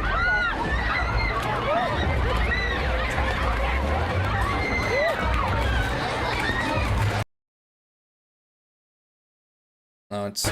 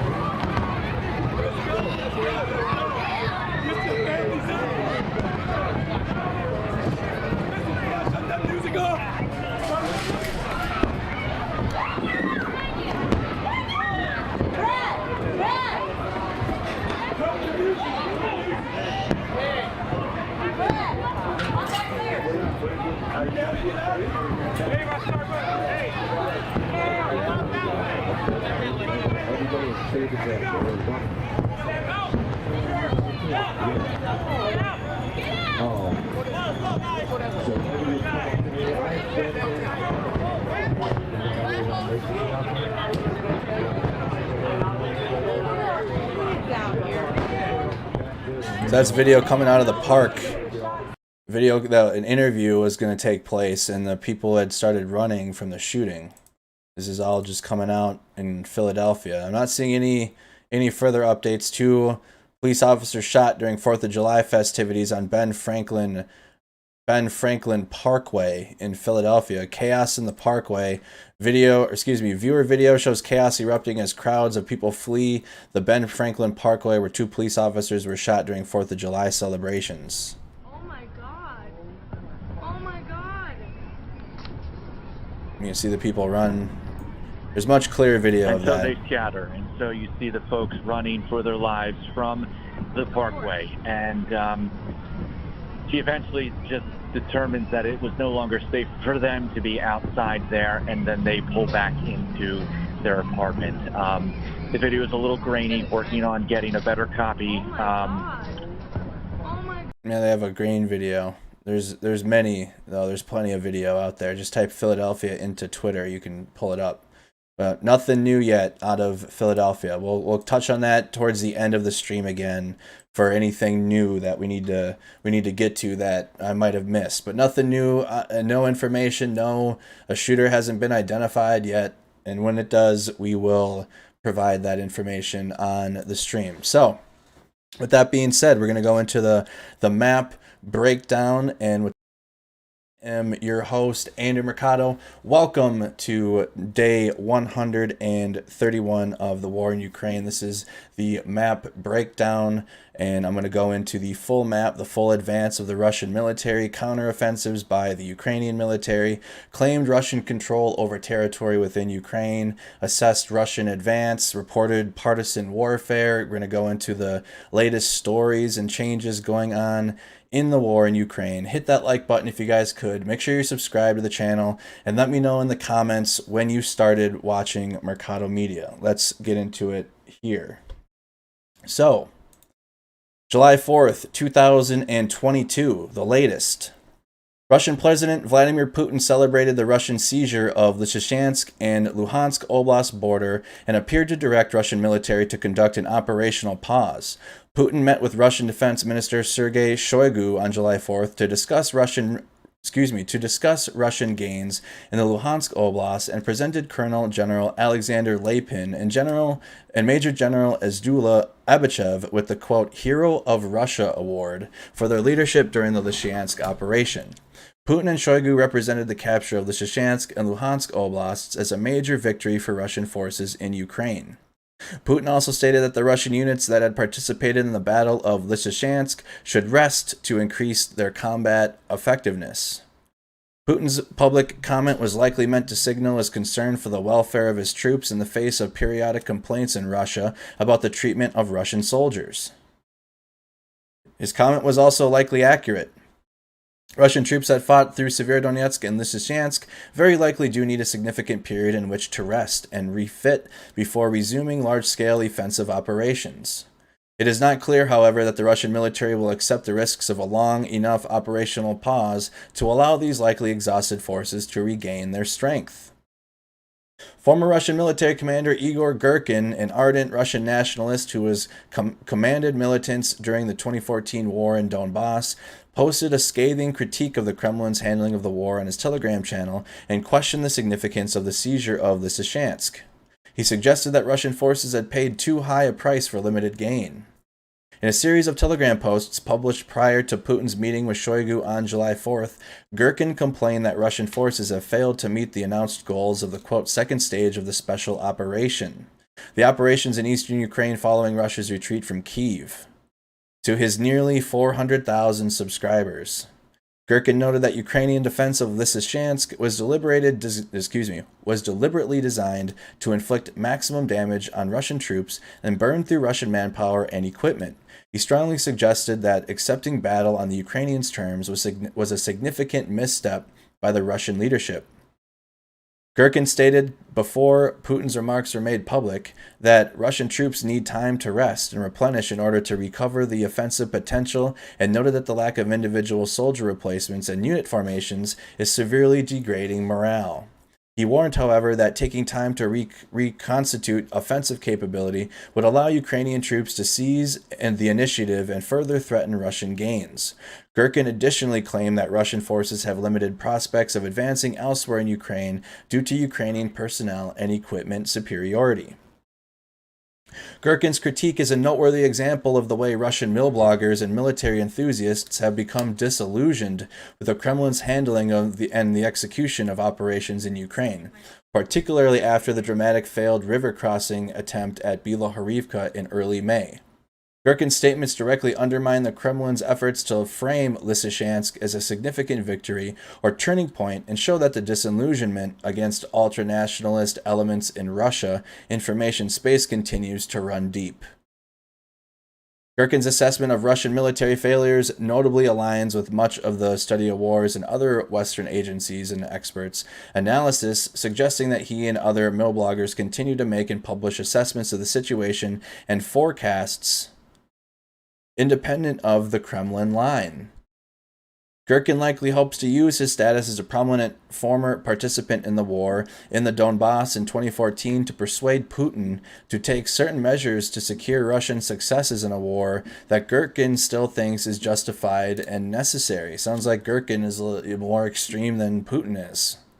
Gherkin, along with other members of the Russian nationalist mill blogger space, will likely continue to offer critiques of the Kremlin's line on operations in Ukraine to advocate for general mobilization and more competent Russian military leadership. So you got the nationalist, far-right Russian mill bloggers that are kind of dictating. They have lots of subscribers, lots of social media content putting out there. They have lots of social media influence. And nowadays, I'm starting to see that means, if you're up there in followers, you can get some shit done in whatever you got, whatever you want, right? If you have at least 500,000 followers, that can be significant. But if you're in the millions of followers, you can get things, you can make things happen in this world that we live in now. So the mill bloggers and pro-Russian nationalists are telling the Kremlin, hey, this is what we got to do for success, given some advice and critiquing the choices of the Kremlin.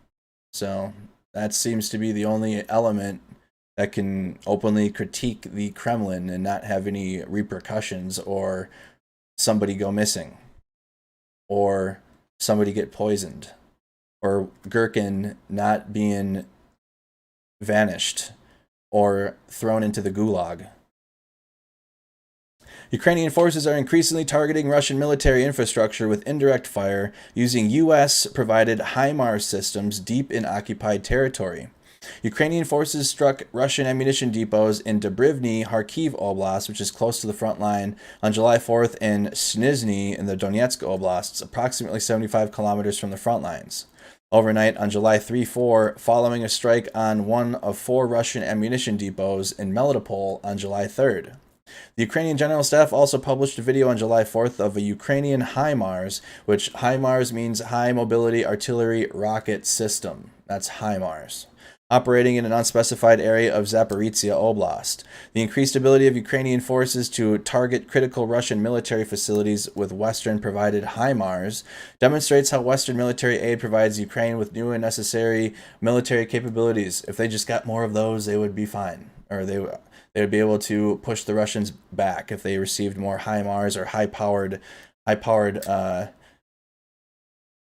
artillery. Those HIMARS can move quick. They're on a truck, and they're big ass howitzer on a truck. Fire it and then get out of there, because then the Russians can locate where they're at, or vice versa. Key takeaways from the day before we get into each individual front here on July 4th, 2022. Russian leadership may be setting conditions for an operational pause following the seizure of Lysychansk and the Luhansk Oblast boundary. Russian forces are consolidating territorial and administrative control over Severodonetsk and Lysychansk. Russian forces continued offensive operations to the east of Bakhmut to prepare for advances on Bakhmut and Seversk. Russian forces continue limited and unsuccessful assaults north of Kharkiv city. Ukrainian partisan activity is targeting Russian railway lines around Melitopol and Tokmak. Russian leadership may be setting conditions for the conscription of Ukrainian citizens living in occupied territories. And that is the key takeaways for the day, and we'll go into that. That'll be talked about further on the activities in occupied areas update. So each individual front here on our map. Well, actually, we'll talk about map features. So on our map, the dark black lines around the red in Ukraine is going to be Russian-controlled area prior to February 24th, 2022. So that's going to be in the Crimean Peninsula here. You can see that there's a black, excuse me, oh, my mouse got stuck. You guys can see there's a black line around this region. This is the Crimean Peninsula, whereas up here you see red, and then there's red there. This is they've occupied this region. They've had Crimea annexed since 2014. Okay, Crimea. Similar to the Crimean Peninsula, you got the Donbass, you got Donetsk and Luhansk. Thank you so much, Dieter Heifert, for the super chat. $7.99 super chat. Thank you so much. It really does help go a long way. So here in the Donbass, you got Donetsk and Luhansk oblasts, and you got the dark black line here in this region as well. This has been separatist controlled since 2014, not annexed, not like the Crimean Peninsula. This is just separatist controlled Donetsk and Luhansk oblasts. And Vladimir Putin deemed their independence prior to the invasion on 24 March. Donbass. Okay, there's an A. And then we're also going to talk about in the northeast here, which there isn't any Russian-controlled territory prior to 24 March, but we'll talk about that as well. So the red on the map is, again, assessed Russian advance. So this is all Russian-controlled territory within Ukraine in the red. The yellow on the map is claimed Russian control. So this is reported by Russian media or one side. It hasn't been widely reported yet, or the West hasn't reported it or confirmed it, which ironically Western intelligence has been fairly reliable in Ukraine. So once Western intelligence reports it and once Ukrainian intelligence reports it to be true, then it will turn solid red. So we've seen yellow all around Lysychansk for the last week, and as you can see now that it's been widely accepted and reported that it's in Russian control, it is completely in red now, if you've been following the updates. And then also on our map is the blue, which is claimed Ukrainian counteroffensive. So this was all territory that was once held by Russians. So this is territory that was red, and it is now blue. The Ukrainians have taken it back. So that'd be like here is an example. You got in north of Kherson. Up here, there's an example. And then there's some in Kharkiv and then in the Zaporizhzhia Oblast. I know it looks similar to the water. I can't really control the blue for claimed Ukrainian counteroffensives, but when I talk about each individual cities on the map through our update, I will circle them so you can see those easier. So that's Mykolaiv. So let's get into it here. We're going to go into the east first. We're going to talk about what's going on in the Donbass, and I'm going to highlight some cities real quick. Red is Russian-controlled cities. Blue is Ukrainian-controlled cities. Here's Severodonetsk, Lysychansk, Popasna, Luhansk. Donetsk is down here. Okay, Avdiivka.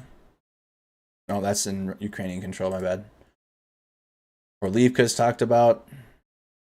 Irsk, which now that's not mentioned anymore. Lyman, Izium, Rubizny. Kreminna has partisan warfare going on in it, which partisan warfare means there is Ukrainian citizens that are fighting back the Russian occupation of the city, okay? Then you have Ukrainian-held cities still, which is Bakhmut and Seversk, which these two cities are next in terms of the Russian military taking them. This is where I don't know if the Ukrainians are going to set up strong defenses here or not, but this is the next line right here of cities. And then after that, it would be Kostyantynivka, Druzhnivka, Kramatorsk, and Sloviansk. And then they're working on Drizhnirsk and then Avdiivka That's down here. Okay, the city of Seversk and Bakhmut are very close to the Russian lines and are likely the next two cities the Russian military is going to be taking, are going to try to take. So here I'll show you the Ukrainian retreat down to Bakhmut, trying to leave this area, trying to leave Lysychansk. So Ukrainian retreat to Seversk, and then down the T0513 to Bakhmut. And then following that is the Russian advance. So you got Ukrainian retreat, Russian advance. Same. Same. Popasna.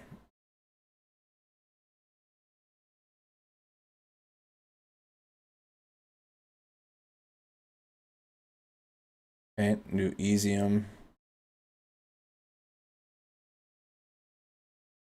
Excuse me, that's Lehman, Izium.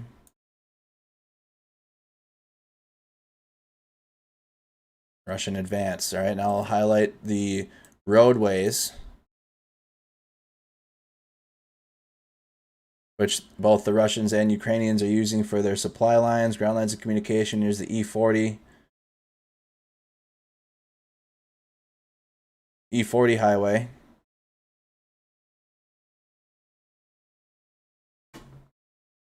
T1302.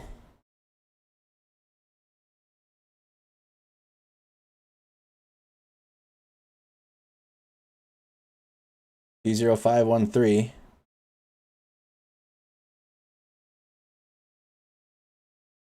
Okay, let's do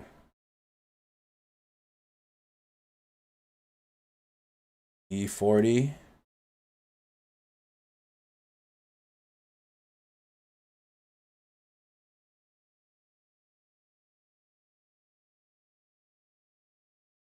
T1302. That's kind of hard to read there, but that's the same every time. T1302. Let me fix that. Make it a little easier to see.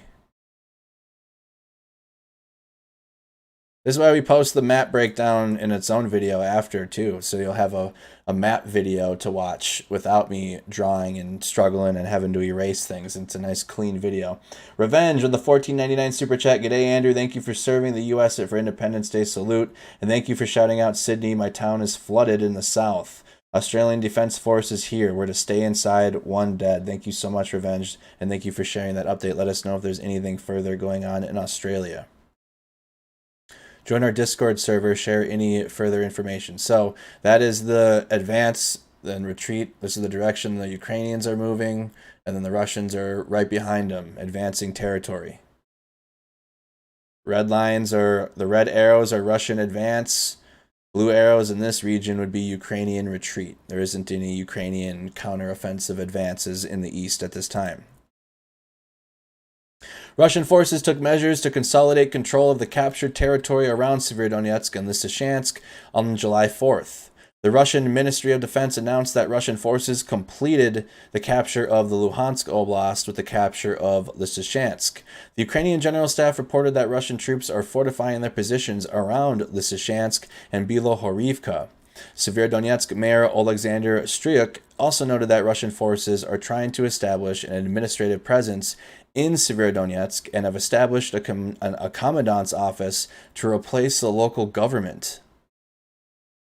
Russian forces will likely begin to institute administrative occupational control over Severodonetsk and Lysychansk. So we're talking about, I'll highlight regions where I'm talking about in the reports with the green. So that's Luhansk and Severodonetsk. Excuse me, Lysychansk and Severodonetsk in the Luhansk Oblast, replacing the city government of Severodonetsk with a commandant's office, likely to set up conscriptions and get Ukrainian citizens to fight for the Russians to finish taking this territory. Now that they're taking these cities, that's going to be fresh conscripts for the Russian military. Russian ministry, Severodonetsk Mayor Alexander Stryuk also noted Russian forces are trying to establish an administrative presence in Severodonetsk and have established a commandant's office to replace a local government. A commandant's office. in Severodonetsk. Russian forces continued offensive operations to the east of Bakhmut on July 4th to prepare for subsequent offensive operations towards Bakhmut and Seversk. So that'd be here.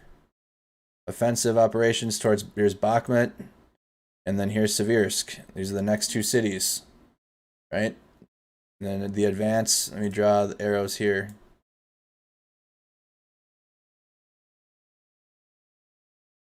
The Russians advancing to the east and to the north of Seversk. The arrows. And then here's Bakhmut. You got the Russians directly to the east. And then if they take Seversk, Bakhmut, like if the Russians are able to take this territory, then the Russians will be to the north and to the east of Bakhmut, just like they are in Seversk. I think Seversk will be taken before Bakhmut, unless the Ukrainians can get some more HIMARS in time. Some more artillery to push the Russians back in the east. That'd be the only thing to prevent that. But it's looking like that's what's going to happen. Is Seversk is going to be the next city. Going to be the next Lysychansk. The Ukrainian General Staff reported that Russian forces conducted a reconnaissance force on the outskirts of Berestov and undertook offensive operations of the Vudenhar power plant, Vaslivka, Spirny, Klinov, and Mayorsk. Russian forces will likely continue efforts to move west on the T-1302 Bakhmut-Lysychansk highway to eventually drive on Bakhmut and Seversk, although their ability to do so successfully following losses sustained during attempts to take Lysychansk is questionable. Probably why Vladimir Putin and pro-Russian Mo-bloggers are calling to rest the troops and to gain new conscripts for their front lines, so they get new troops to the front for their advance. NASA's Fire Information for Resource Management System remotely sensed data showing fires near Spirny, Klinov, and the Vudenhar power plant on July 4th, consistent with Ukrainian General Staff's reports. Russian forces conducted limited ground assaults southwest of Donetsk City to improve their tactical position in the Donetsk City Avdiivka area on July 4th. So now we're talking about this region. Oh. Let me get the arrows back up here. Okay, now we're talking about this region.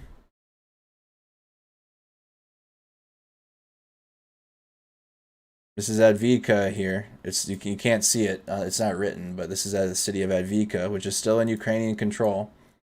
Ukrainian General Staff reported that Russian forces conducted assaults in the direction of Poiba and Marinka, just southwest of Donetsk City. Russian forces have reportedly occupied the dominant heights surrounding Novoslivka, Druha, just 10 kilometers northeast of Avdiivka, and are using this position to exert fire control over Avdiivka. So I need to draw a couple more arrows here. Russian advance.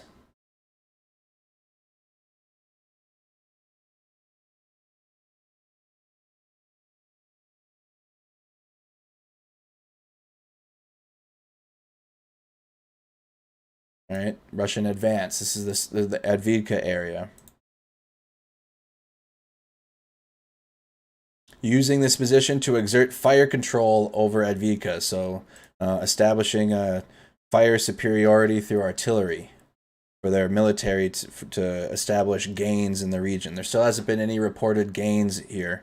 Still nothing to report in terms of territory gains. All the territory gains are in the east still. Now it's here in the northern pocket. Russian forces have conducted offensive operations northwest of Sloviansk near the Kharkiv-Donetsk Oblast border and made incremental gains on July 4th. The Ukrainian General Staff noted that Russian forces had partial success in Manzanivka, about 20 kilometers northwest of Sloviansk, and fought in Borodarichny and Dolnya. Russian forces also reportedly redeployed a battalion of tactical group Russian forces also reportedly redeployed a battalion tactical group from Izium to Sinizhivka, just south of Izium in the direction of Barankov, which may suggest that Russian forces are preparing for renewed offensives southeast of Izium towards Barankov. NASA firm's data for July 4th showed large concentrations of heat anomalies in the wooded areas to the southeast of Izium, indicating probable locations for Russian indirect fire and Ukrainian counter-battery fires. So all that is here. All that is here. In the southeast Izium, and be to the southwest of Lyman. Northeast of Sloviansk. And northwest. So if we want so I think that should be it for the east. Yep, that is it for the east. So if we want to just keep it simple in terms of win-loss in each of these areas, I think I can sum it up to 3 areas now, or as of just right now, right? 3 regions in the east. You have this region, which from Popasna up to north of Seversk. This is going like this region. W's continue for Russia. W for the last 24 hours from Popasna up to Kreminna, just around Seversk and Bakhmut. The Russians are getting very close to these 2 cities, likely to take Bakhmut and Seversk in the coming weeks. Down here, Advidka, in this region, be an L. Nothing new in this territory. No territorial gains and nothing. So no advances, nothing from the Russian military, be an L down here. Izium and Lyman in this portion, be a W for the incremental gains that are taking place. They had gains, Russian military made territory gains north of Sloviansk. So it'd be W, W, and L for these fronts within the east, because even though there's like 3 main fronts in the war, you got the southern axes, you got the Kharkiv Oblast on the border with Belgorod, which I had some smart ass because it's my comment, it's my accent in the comment saying I'm saying it wrong. It's not Belgorod. This is my so I'm from Minnesota. It's how we pronounce things. It's Belgorod. So I had to change how I pronounced Moscow instead of saying Moscow, because that's how we say it in Minnesota. It's just my accent. But in this region, you got 3 fronts in the east. You have the south, you have the east, and then like this northeastern region in Izium and Lyman. So in terms of the Russian military, you have a W in Lyman and Izium. You got a W in Severodonetsk and Lysychansk and Popasna in this region. And then an L, the only L of the day in the last 24 hours from the Russian military's perspective would be in the Advidka direction. No territory gains. Okay. Now let's get into the northeastern region in Kharkiv. And let me draw really quick. This is in the Kharkiv Oblast. Volgograd. That's Russian. This is in Russia. This is Ukraine, blue. Volgograd. Kharkiv, Chuhuiv, about the main 2 cities here. And then we can go a little bit further south, east. Here's Izium and Lyman. Vovchansk, oops. Russian controlled. And then we got the E105 highway. Again, highways are purple. Ground line of communication for both the Russians and Ukrainians. Supply line for Russians to get equipment into Ukraine along this. E105.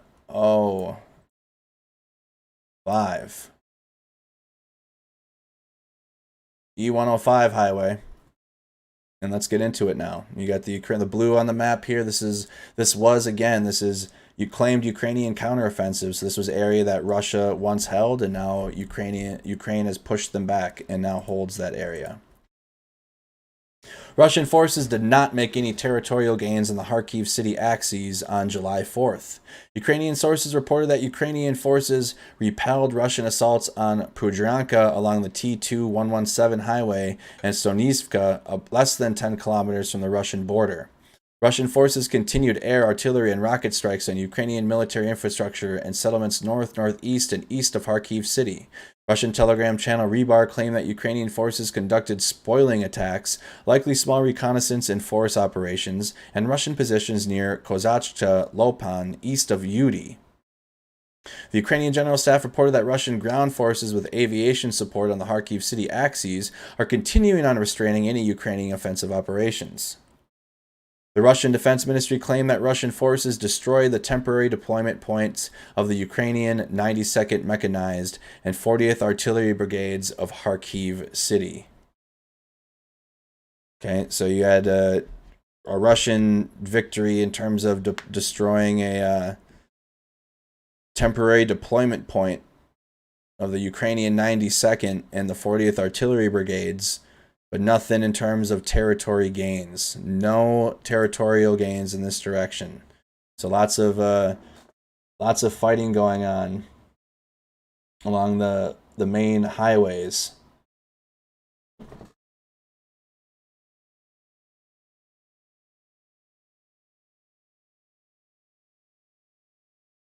No, that's not it. I thought I saw something on the map. No. That's the same. So nothing here in the Kharkiv city and Kharkiv Oblast. So here it'd be an L for the day for the Russian military. Down here again in this region, be a W. This is more towards the Donbass, more towards the far east in the Donbass, which we talked about prior to this. L for the day for the Russian military. No territory gains. Let's continue now on to the southern axes in Ukraine. Mykolaiv, Kherson, Melitopol, Zaporizhia, Mariupol. Let's draw. Russian-held cities in red, Ukrainian-held cities in blue. Kherson, Melitopol, Tokmak, Berdyansk, Mariupol, Vaslivka, Novakhovka. That's the main one. Ernodahar, that's mentioned. And then we'll do now Ukrainian controlled, held cities still. In the southern axes, you got Mykolaiv, Zaporizhia. Even further north would be Dnipro, but that's not on the map. Orychov, Uliapol, Kryvyi Rih, Novy Ba, Okachiv, Odessa is even further to the west. Okay, and then on right here, right away, you got the Ukrainian counteroffensives.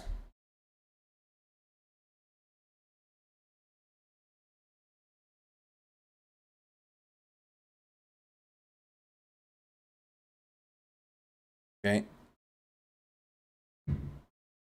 Ukrainian counteroffensive directions.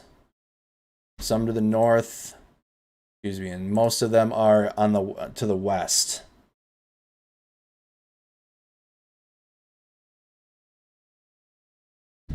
Okay, most of them are to the west in the southern axes.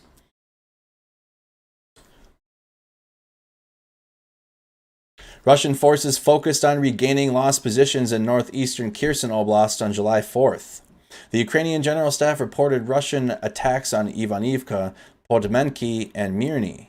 Russian forces reportedly destroyed 17 railway wagons with ammunitions from Crimea to northern Kherson Oblast, likely to resupply Russian artillery units. NASA firms data showed abnormally high numbers of fires along the Mykolaiv-Kherson Oblast frontline on July 4th, indicating intense indirect fire attacks. Russian and Ukrainian forces continued shelling across the line of contact along the entire southern axes on July 4th. So, back and forth between Russia and Ukraine artillery. No territory gains. Ukraine's counteroffensives didn't push any further into Russian-controlled territory, and the Russian military didn't gain any new territorial grounding. Attrition in the south for the day, for the last 24 hours. Just continued attrition. Nothing new. Be a draw. like majority of the war is, except for in the east on a daily basis. But you can't even read that. My bad. So for this region in Ukraine, this whole southern axis for the day between Russia and Ukraine is a draw. Nothing, just artillery going back and forth between the two, and no territory gains or losses. Draw on the south. One more time, the key takeaways from the day. That is what's gone on in Ukraine. So key takeaways for July 4th, 2020. Oops, wrong screen there. Edit that out. There we go.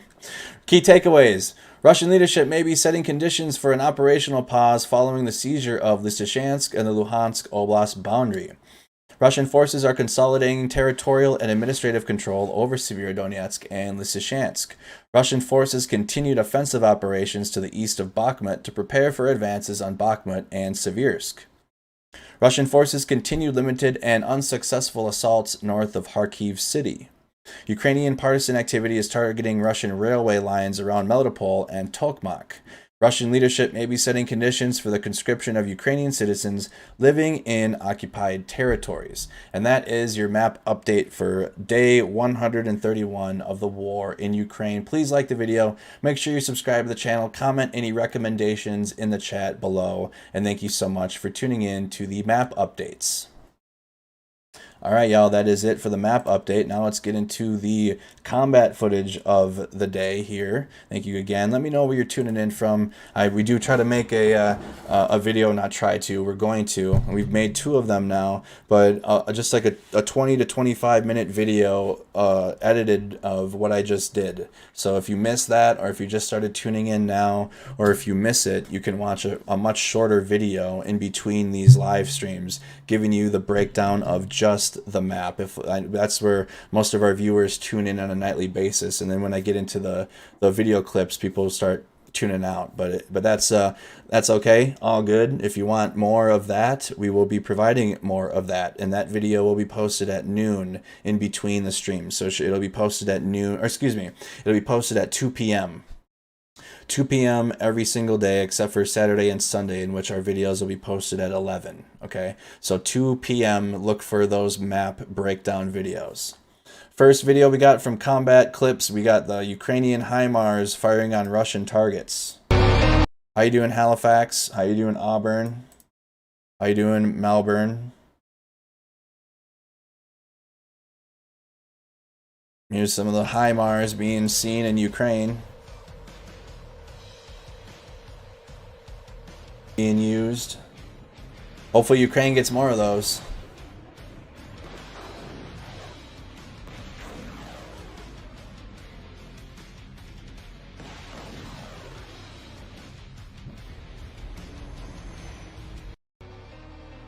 We'll also post that to the Facebook page as well. We can post videos to Facebook.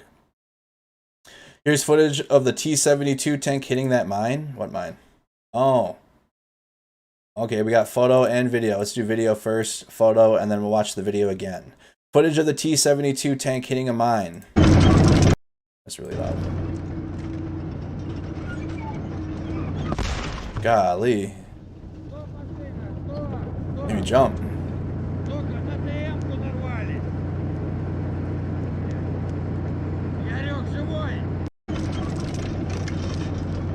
One more time on that. That made me jump.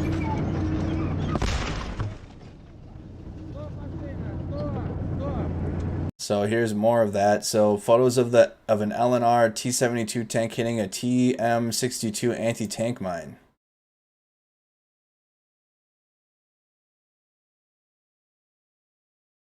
Wow. More Russian tanks driving over mines. Here you got Vladimir Putin. During a meeting with Shoigu, Putin said that the East and West groupings are still taking... there's no translation, so pointless. I don't have any translation over that, but Rob Lee's good. He's a good source. During a meeting with Shoigu, Putin said that the East and West groupings are still taking part in the war, and that the central grouping Commander Alexander Lapin and the Deputy Commander of the 8th CAA Major General Abachev will receive the Hero of Russia Award from Vladimir Putin. Don't have any translations. If you have that with translations, share to our Discord server. Video of artillery strikes from Ukraine's National Guard on Russian trucks, tanks, BTR, and other equipment.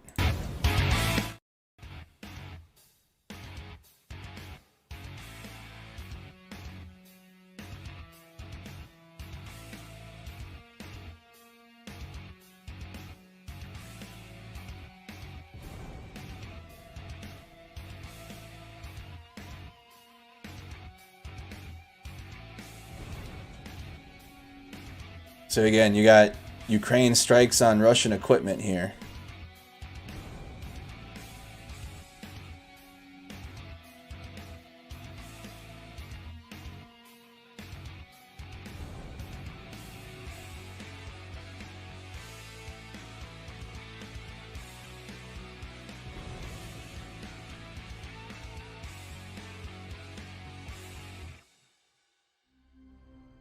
Okay, here you got the longer video from Ukraine's 10th Mountain Assault Brigade showing that it wasn't. What does that mean? That means there's more.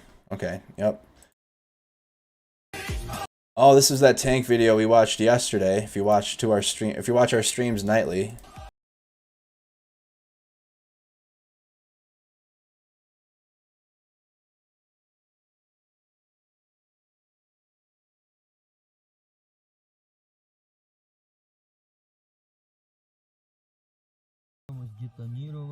There's a T-80, Russian T-80 tank.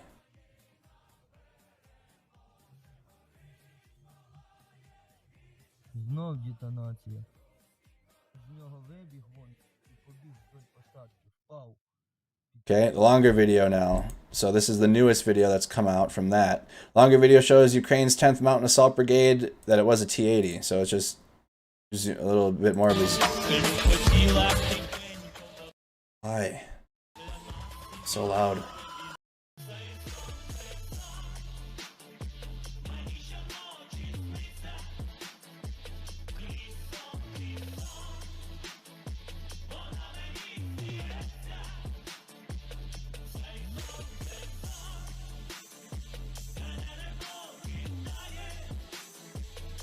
You can see even targets in the distance being hit too in the back.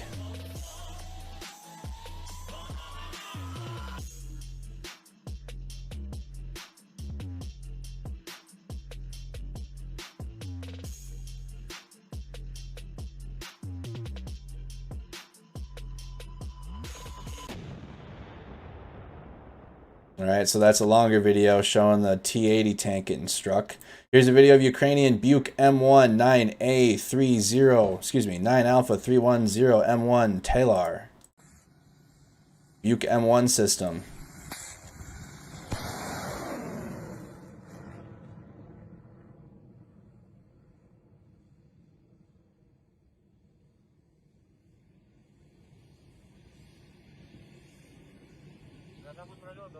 It's not impossible, Brian.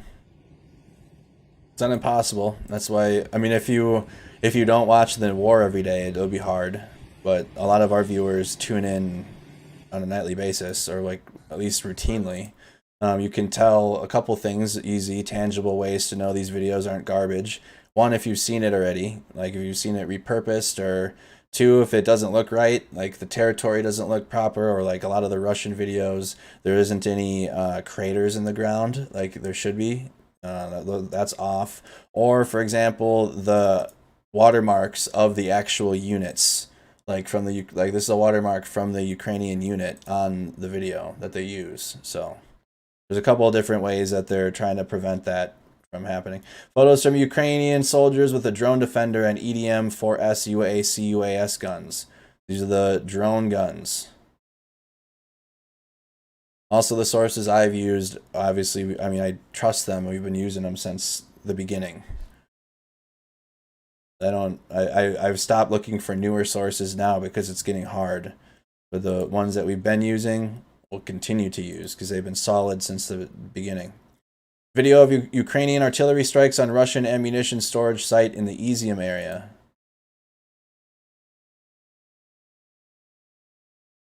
Ukrainian artillery strikes on Russian ammunition storage site. I think we've seen this one.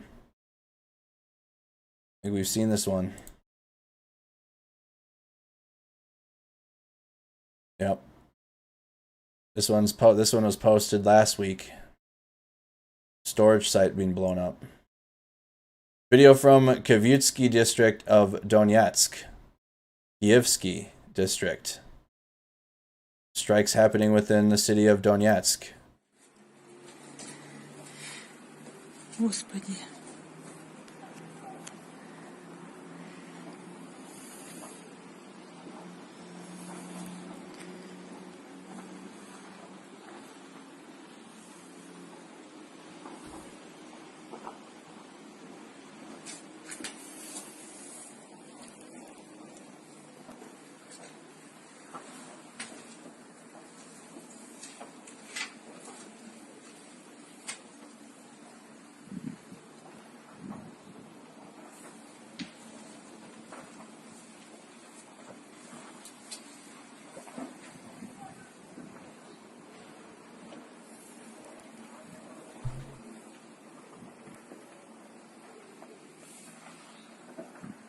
So these are strikes in Donetsk.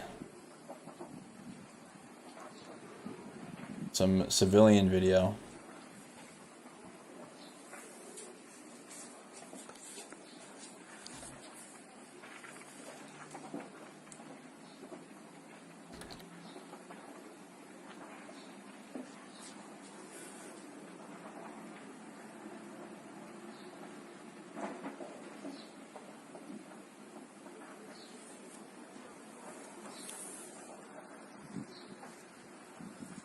About a minute and 53-second long video, little under 2 minutes.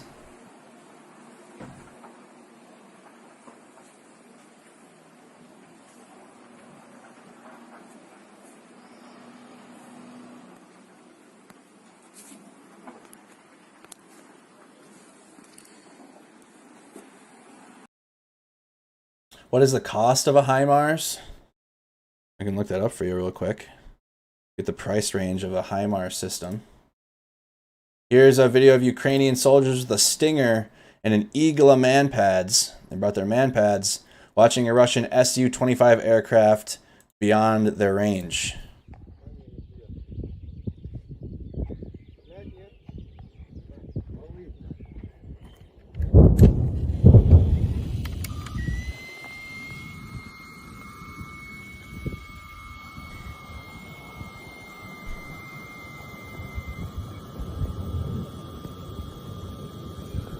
Hey, thank you, Coach Brian.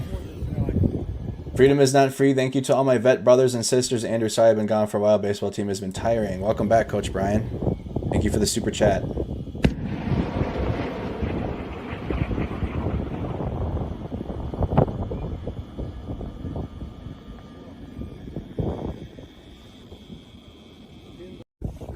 All right, so HIMARS, the High Mobility Artillery Rocket System, unit cost is $5.1 million. Cost of launcher and all ammo required is $5.6 million per unit. And then like a fully stocked HIMARS is $5.6 million.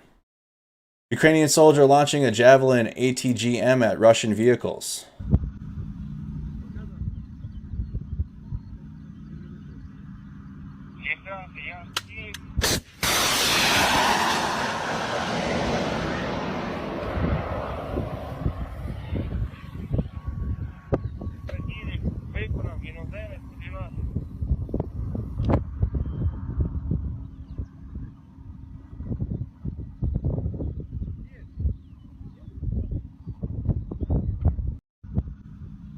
All right. Javelin ATGM at a Russian vehicle. Longer video of that destroyed Russian column from the O grouping. That means there's another video. Yep. Video showing Russian vehicles destroyed in the Lysychansk area. Destroyed Russian column. And then we have another video that came out from this column.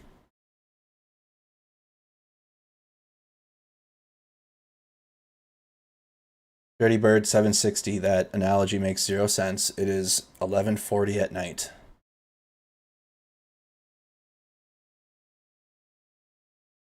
And that's just in Minnesota. It's nighttime. And it was a federal holiday. Longer video of that destroyed Russian column from the O grouping.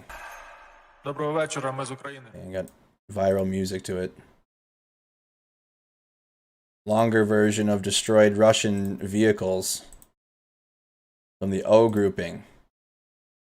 Here's a Russian UAV crashed into a house in Taganrog in the Rostov Oblast.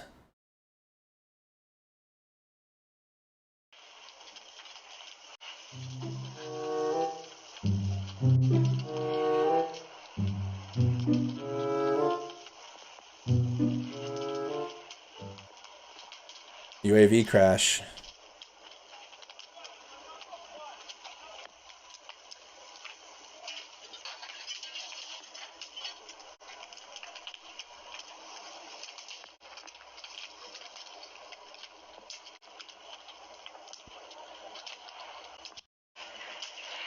All right. It appears it was a four-post. What are we looking at here? I see the star. Oh. Appears it was a four-post. Damn, the fireworks are getting loud outside. Video of artillery strikes from Ukraine's 59th Motorized Brigade on Russian BMPs.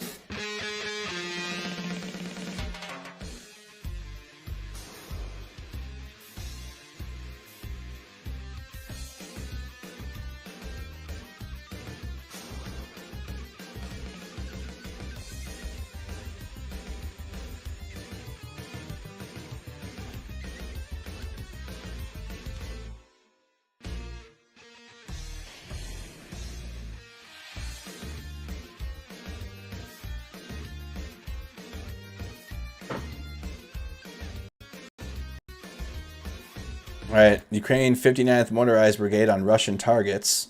You got a captured Russian BMP-3.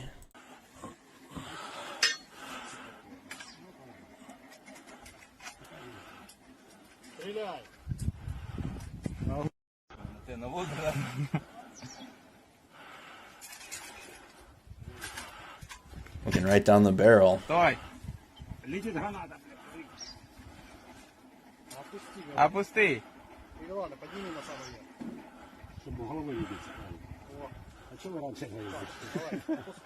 Карафинского ящика.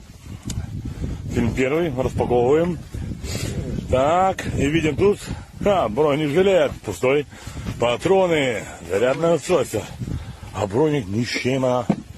Ебанитка, нужная штука. Это автомобильная штука.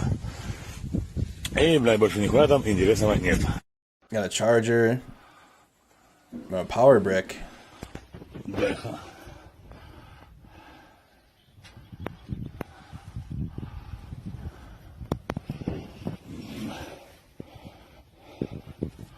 Captured Russian piece of equipment.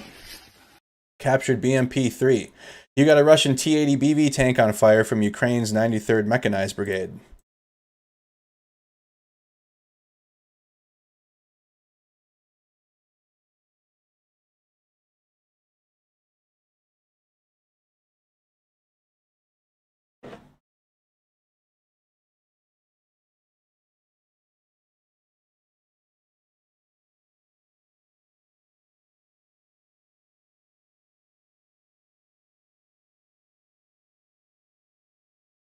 Tank explosion. T-80 tank. Another video from the from Donetsk today. This is in Donetsk. Strikes within the city.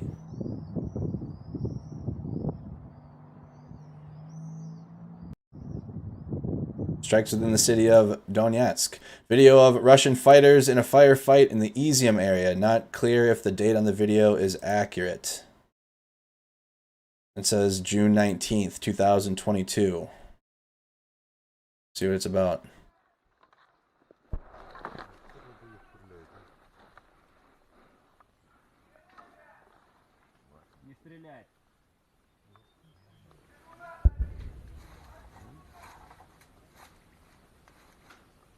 Russian military in a firefight here.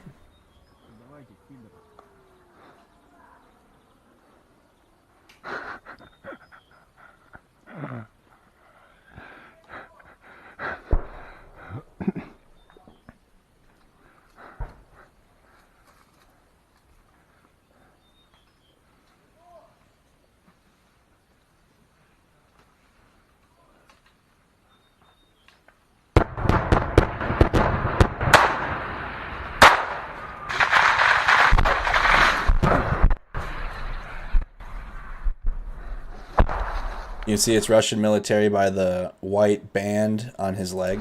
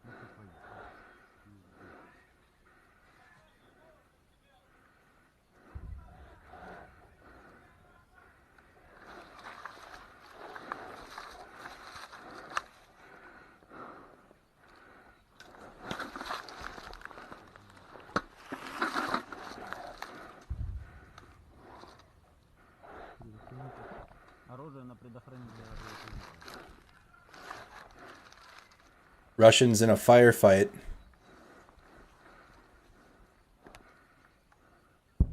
In the Izium area. Let's continue on here. You got another video of Ukrainian HIMARS firing on Russian positions at nighttime.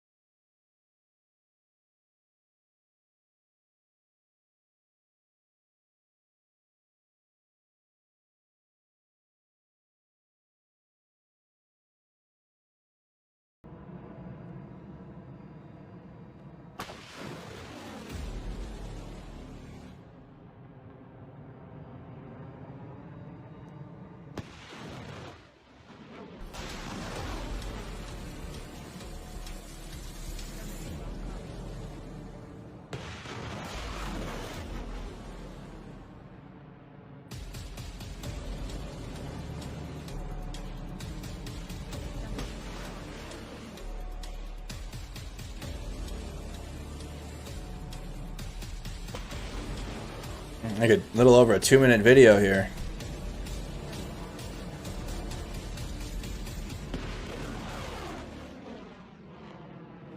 Ukraine needs more of those.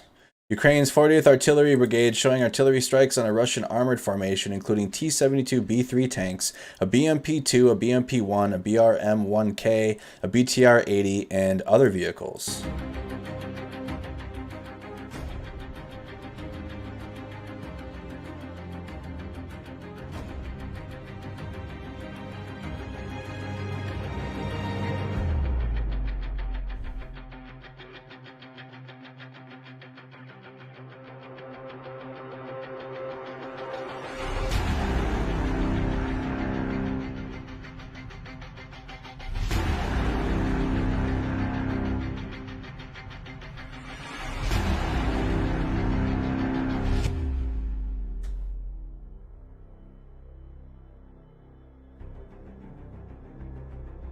So again, you're seeing Ukraine's 40th Artillery Brigade on Russian positions here.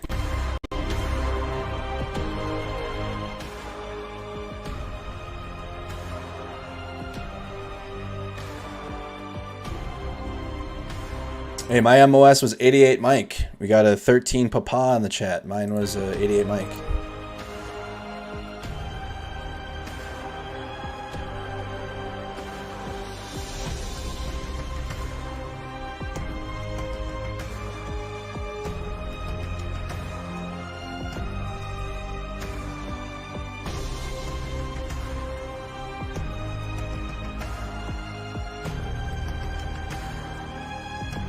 Okay, so Ukrainian artillery strikes on Russian vehicles. Here's a video of Russian Giant S artillery, which reportedly play a key role in the fighting for Severodonetsk. So this is Russian video now. I'm watching a lot of Ukraine military. Now here's video from the Russian perspective. Самоходная артиллерийская батарея из 3 таких машин прекрасно вскрывает позиции в районе Лисичанска.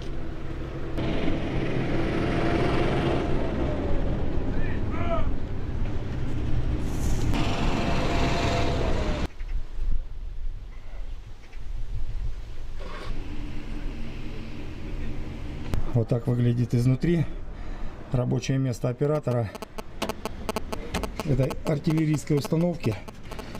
Очень много приборов.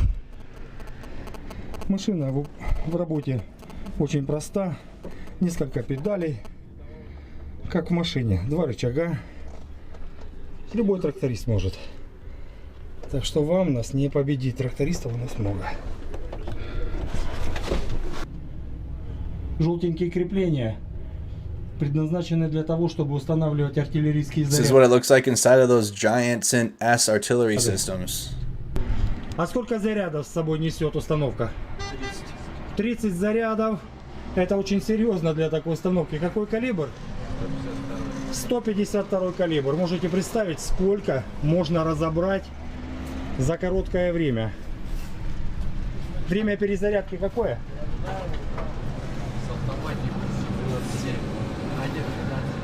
13 секунд перезарядка с автоматики. Можете представить, это шквальный огонь. Один снаряд покрывает площадь 200 метров. Вот сами считайте, умножайте на количество зарядов и будете понимать, какой участок может накрывать одна такая установка.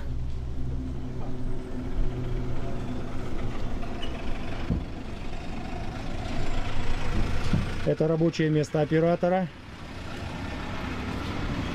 Именно этот человек отвечает за наводку и контрольный спуск.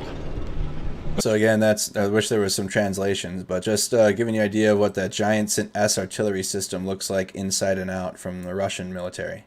Here's another video of a Russian TOS-1 Alpha, okay, thermobaric multiple launch rocket system in the Izium front. In Izium.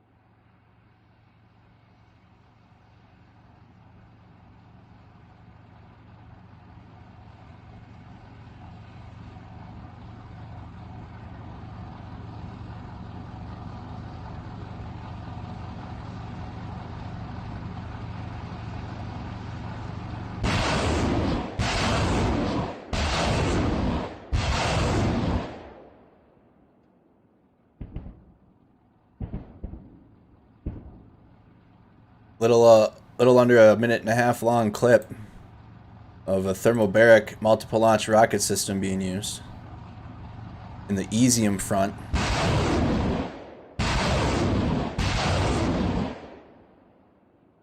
You can see the Z. There's a Z painted on there. It's very faint.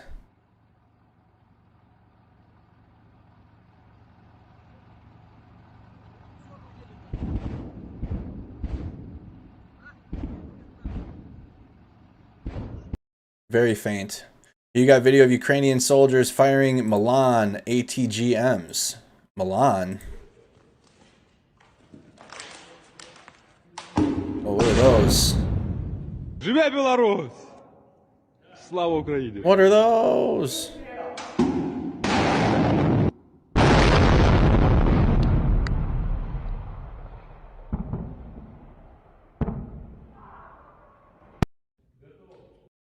What is that? Milan ATGMs?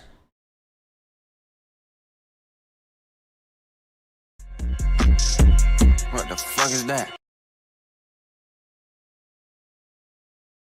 The anti-tank guided missile that is a symbol of change.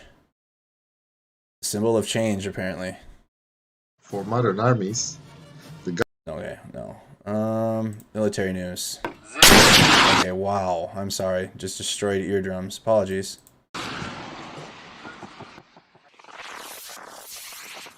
The best anti-tank weapon? Manufactured by MBD. There we go, hold on. That's what I'm looking for. Start talking. I need information. Milan is a portable medium-range anti-tank weapon manufactured by MBDA, previously Euromissile. Euromissile was a consortium originally set up by Aerospatiale Matra of France and Daimler Chrysler Aerospace of Germany, now a subsidiary of the EADS company. The missile system activities of Aerospatiale Matra have been merged with Matra Bay Dynamics and Alenia Marconi Systems to form MBDA. Milan is also being built. That was a lot of words right there in a row that I don't even know what that means. It's macaroni systems? What the fuck is going on? To form MBDA. Milan is also being built under license by Bharat Dynamics in India. So it's a German and Indian made system is what it sounds like. Milan orders and deliveries. The system was developed for the French and German armies, and over 360,000 missiles and 10,000 launch units have been produced since 1972. Milan is in service with the armed forces of more than 40 countries. Milan III, armed with a tandem warhead with a new firing post with jam-resistant pulsed beacon infrared guidance, has been in production since 1996 and has been ordered by France, Cyprus and 2 other armies. Oh. India ordered a further 4,100 Milan 2T missiles from Bharat Dynamics in December 2008, continuing the company's license agreement for another 4 years. The Defence Acquisition Council of India approved the acquisition of 5,000 Milan anti-tank guided missiles in January 2019. The Defence Acquisition Council of India contracted Bharat Dynamics for the delivery of 4,960 MILAN 2 TATGMs worth 11.88 billion Indian rupees, $163.3 million, to the Indian Army, in March 2021. Wow. Milan ADT, extended range anti-tank missile. That whole thing disappears. This whole... Yeah, oh okay. Now the canister ejects. ADT is the latest version of the missile system with new digitized firing post and new extended range missile. The Milan ADT firing post has an integrated thermal imager with a video output which allows remote operation. With 2 missiles, the ADT weighs less than 45 kilograms. The first guided firing of the missile took place in May 2006. The first test sounds like an alternate version of Javelin. The complete system, firing post and missile, took place in October 2006. The ADT firing post was qualified by the DGA in January 2007, followed by a successful series of evaluation trials completed in March 2007. A little less capable though. The Javelin you can fire from in March, like laying flat. This has like a platform or like a tripod. 2007.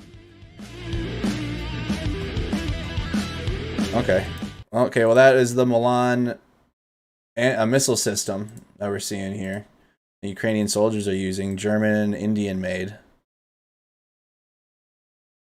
More anti-tank guided missile systems. Another video from Donetsk. So fires in Donetsk on Monday. It is now Tuesday in Ukraine. It's almost Tuesday here in the United States anyways, but it's Tuesday morning in Ukraine now. This was Monday. This would have been Monday.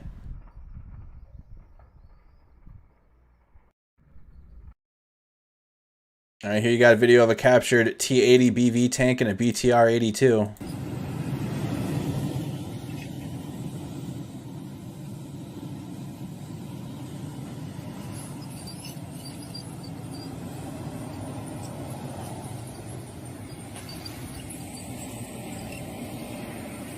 You got the Z's on the tank, and you know that it was in Russian control, and these are captured. Now they're in Ukrainian control.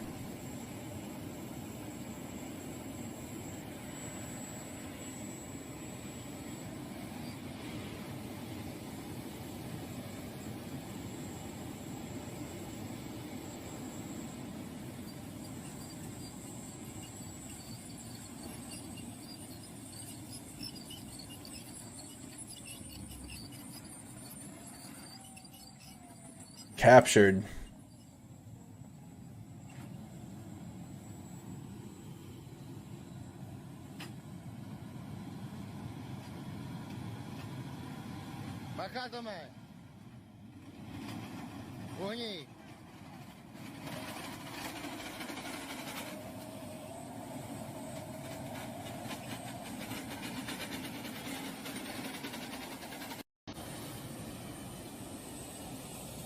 Captured Russian tanks now under Ukrainian control.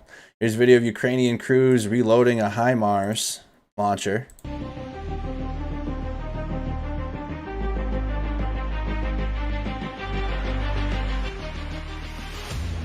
Той отпір, який виходить під час першого розриву. Ця система, як правило, ми її використовуємо по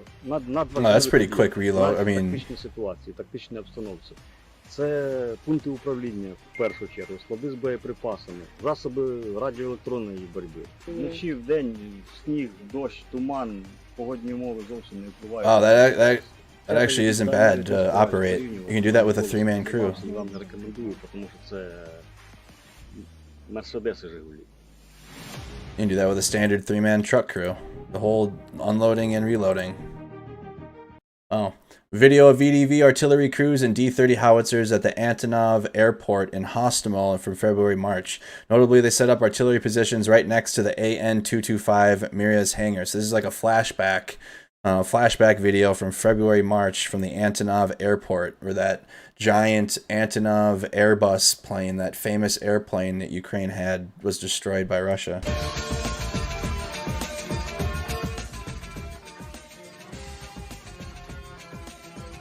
There it was. You see the artillery that they had set up.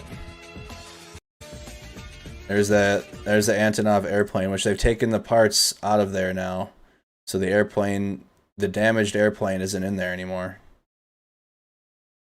So just old video now, or video that hasn't been seen from February.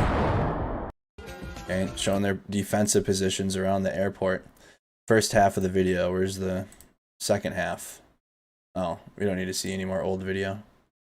Video of Russian Jayland S artillery piece in the Kharkiv Oblast.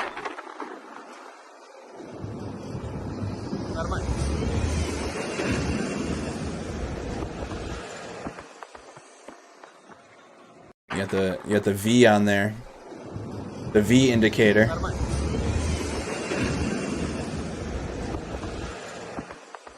V indicator over there. Here you got video of DNR artillery strikes on Ukrainian positions in the Advitka area taken by a DJI Mavic 3. Старые огневые точки, которые размотали до этого. Разбирали зеленки, долбили одну позицию, но попутно задевали и другие. Сейчас их исследуем, занимаем, движемся потихонечку, выдавливая противника с его позиции дальше к Авдеевке.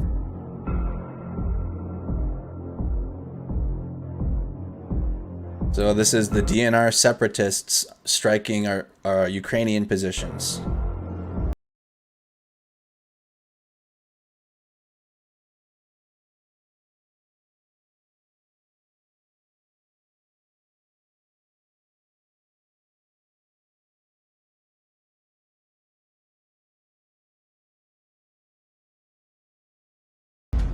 The letters on the vehicles just resemble the district that the military unit is from.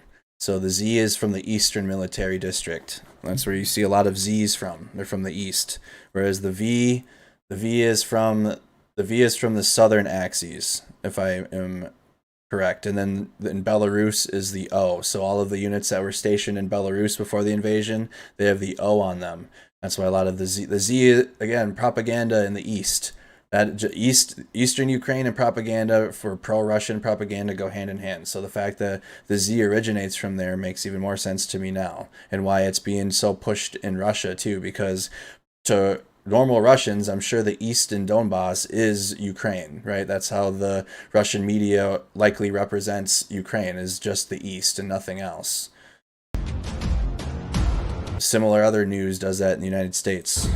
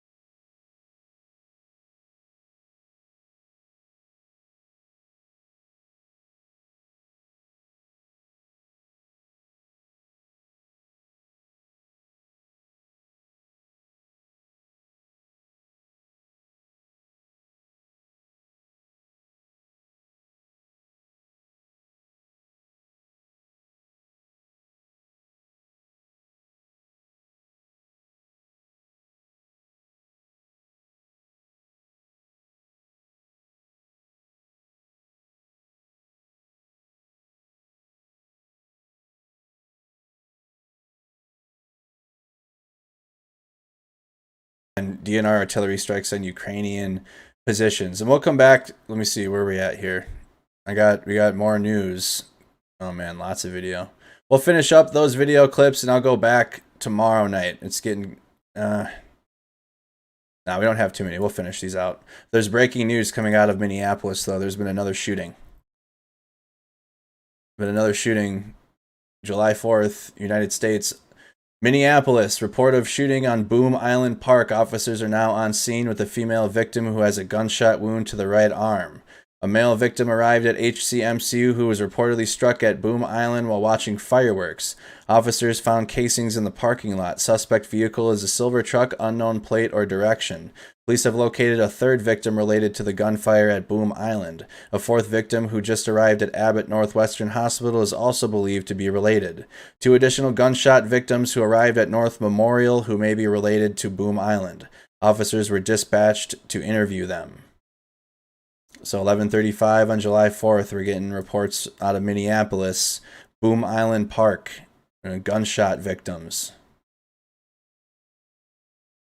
We'll be looking for more information on that. So let's get back to Ukraine. So that's why I paused there for a second. I was seeing that come up on the Discord feed. Got more gunshot victims on July 4th here. Video of 2S3 Akatsia artillery strikes on Russian BM-21 Uragan multiple launch rocket system positions by Ukraine's 28th Mechanized Brigade. As more information comes out before the end of the stream, I'll provide that.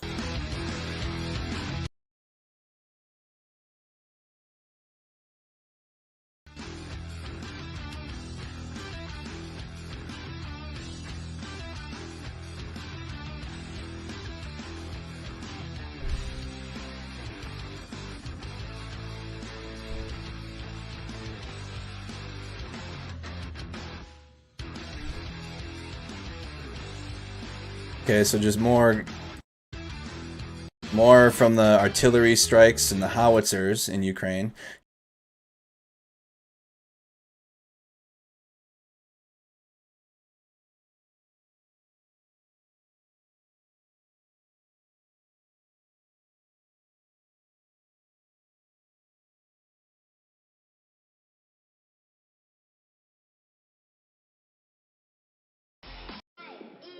Probably trying to go.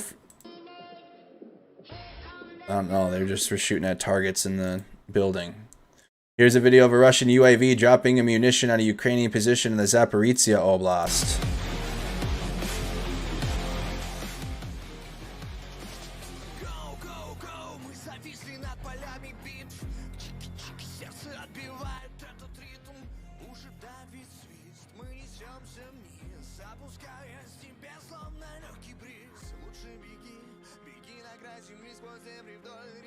To the left of your screen.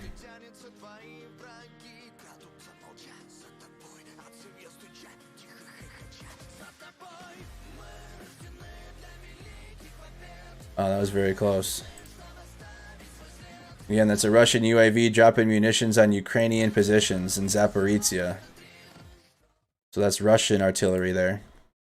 Here you got Russian Ka-52 helicopters, Ka-52 alligators, dual rotor helicopters.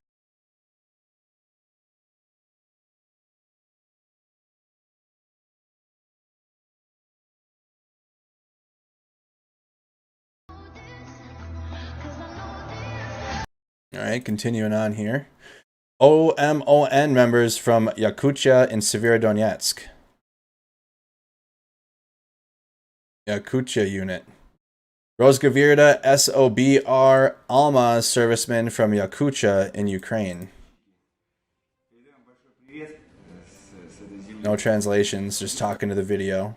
Here, here's the O that I was talking about from Belarus. They're not like Belarus units. This is just where they staged prior to the invasion. They staged within Belarus. A military column of O grouping Spetsnaz with Tiger vehicles and a Ka-52. The Post says troops from Siberia took the Lysychansk oil refinery, possibly the 24th Spetsnaz Brigade, and possibly the 3rd Spetsnaz Brigade from the south of Lysychansk. So, Russian Spetsnaz video.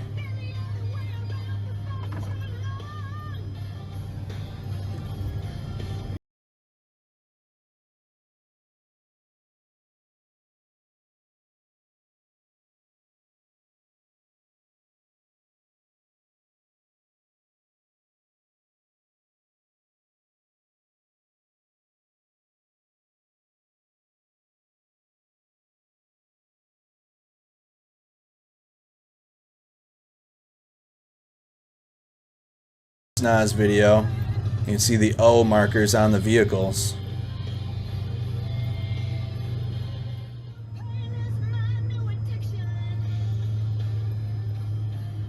O markers on the vehicles.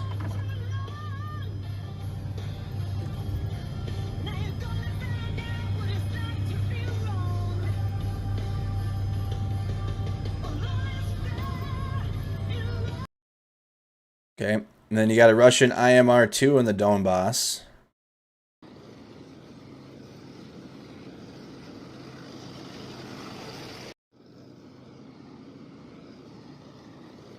IMR-2, I think that's a bridge building. Bridge building plow with a crane on the back.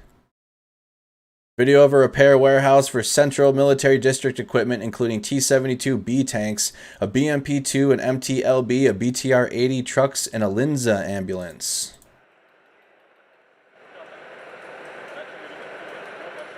Looks like a vehicle graveyard.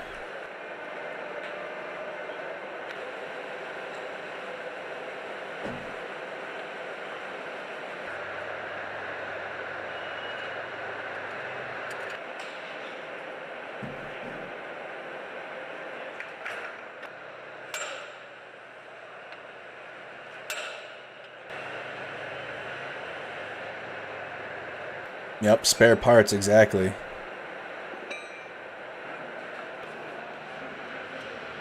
Exactly.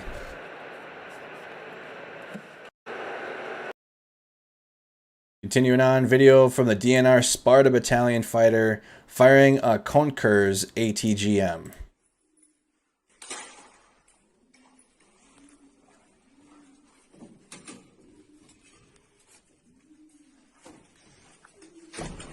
Konkurs anti-tank guided missile.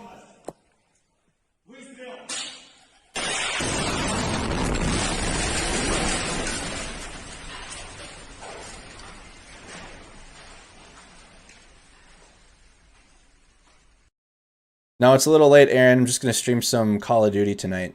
Some Warzone. If you play Warzone and if you're good, add me on Activision and we'll play. I'll show you guys how to follow that stream after this. But no, it's a little late for Metal Gear. We'll stream that tomorrow when it's earlier in the night. Video from last week of Russian artillery strike on a Ukrainian 2S3 Akatsia howitzer in the Mykolaiv Oblast.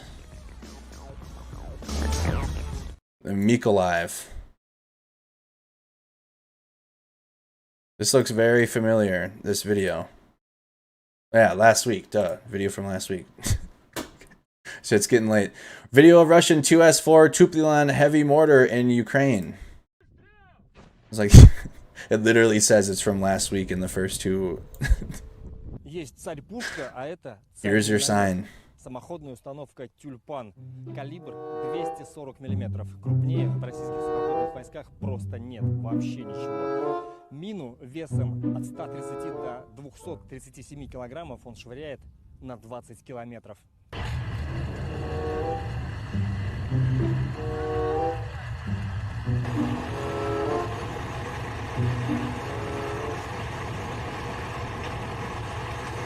Порядок дня у боевых расчетов тюльпанов такой. Рано утром они на позициях, бьют по противнику в реальных боевых условиях, а днем приезжают сюда на полигон, чтобы оттачивать свое мастерство, потому что все-таки техника новая, ее нужно изучать и изучать.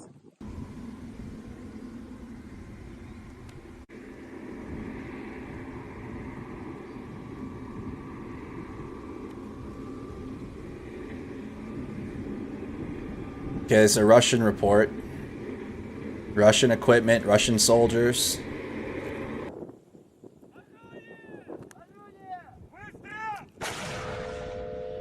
Kung. He's got reverberation. Kung. It's like when you hit off the old aluminum bats back in the day. Ding. Ukrainian Mi-8 helicopters firing rockets at Russian positions. Oh wow. Mi-8 helicopters on Russian positions here.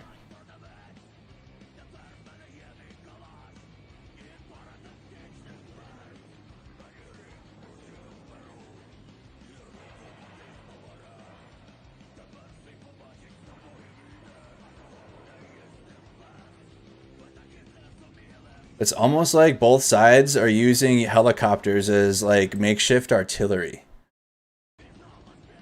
They're just I don't know if they have specific targets. They're just launching. Russia's doing this too. These are Ukrainian helicopters. They're lifting the nose in the air and just fucking fuck it. The Russians are out there somewhere, or the Ukrainians are out there somewhere. Here's some rockets. Just like I've been seeing this from both sides. Just blind helicopter rocket fire, and then they just veer off and go reload because they don't have enough artillery. Video of DNR Volstock Battalion fighter with the CUAS gun in the Voldemar area. You got futuristic weapons here being used. These are drone guns. These disabled drones. Скажите, пожалуйста, что это за устройство? Какая у вас задача? Это ружье Парс российского. How many are watching on YouTube? 500 and between 520 and 530 right now. С БПЛА поступило на вооружение, так как сейчас очень активно применяется. Future. Активно работать. Thing looks like something straight out of Terminator 2, doesn't it? То, что приходится, нужно применять подобные ружья. Вот они поступили. There's many different versions of this thing too. Как бы на своих уже опробовали. Все работает. Какой эффект? Глушит сигналы. Or Starship Troopers. That'd probably be a better. This looks like something out of Starship Troopers right here. They emit radio waves that disable drones. Yep. Laser radio waves that take drones out. Держится на объекте. И так его держим и доводим до того состояния, либо у него сажается аккумулятор, он сам падает, либо принудительно он сажается в нужную нам точку. Так, а оператор что в это время видит? Оператор теряет полностью сигнал.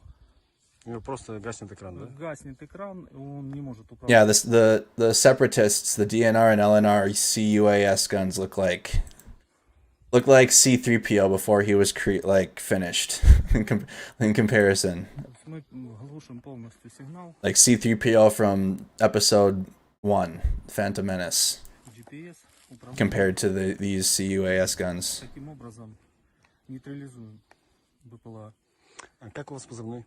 Shit looks like it was just put together. And our final video on Rob Lee's timeline, video of Russian Tor M1 air defense systems in Ukraine.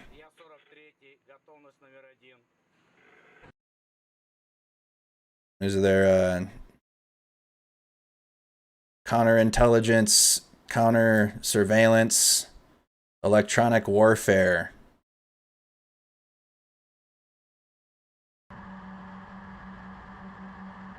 Looks like you get tuberculosis just sitting in that thing.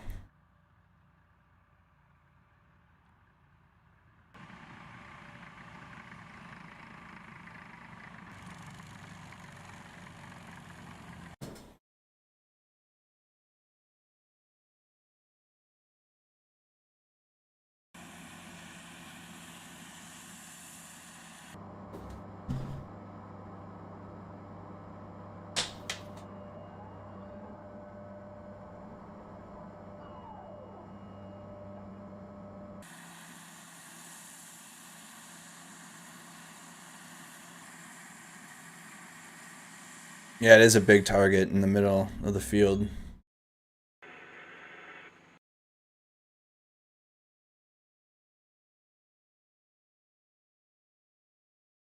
All alone, and there's nobody here beside me. It's all alone.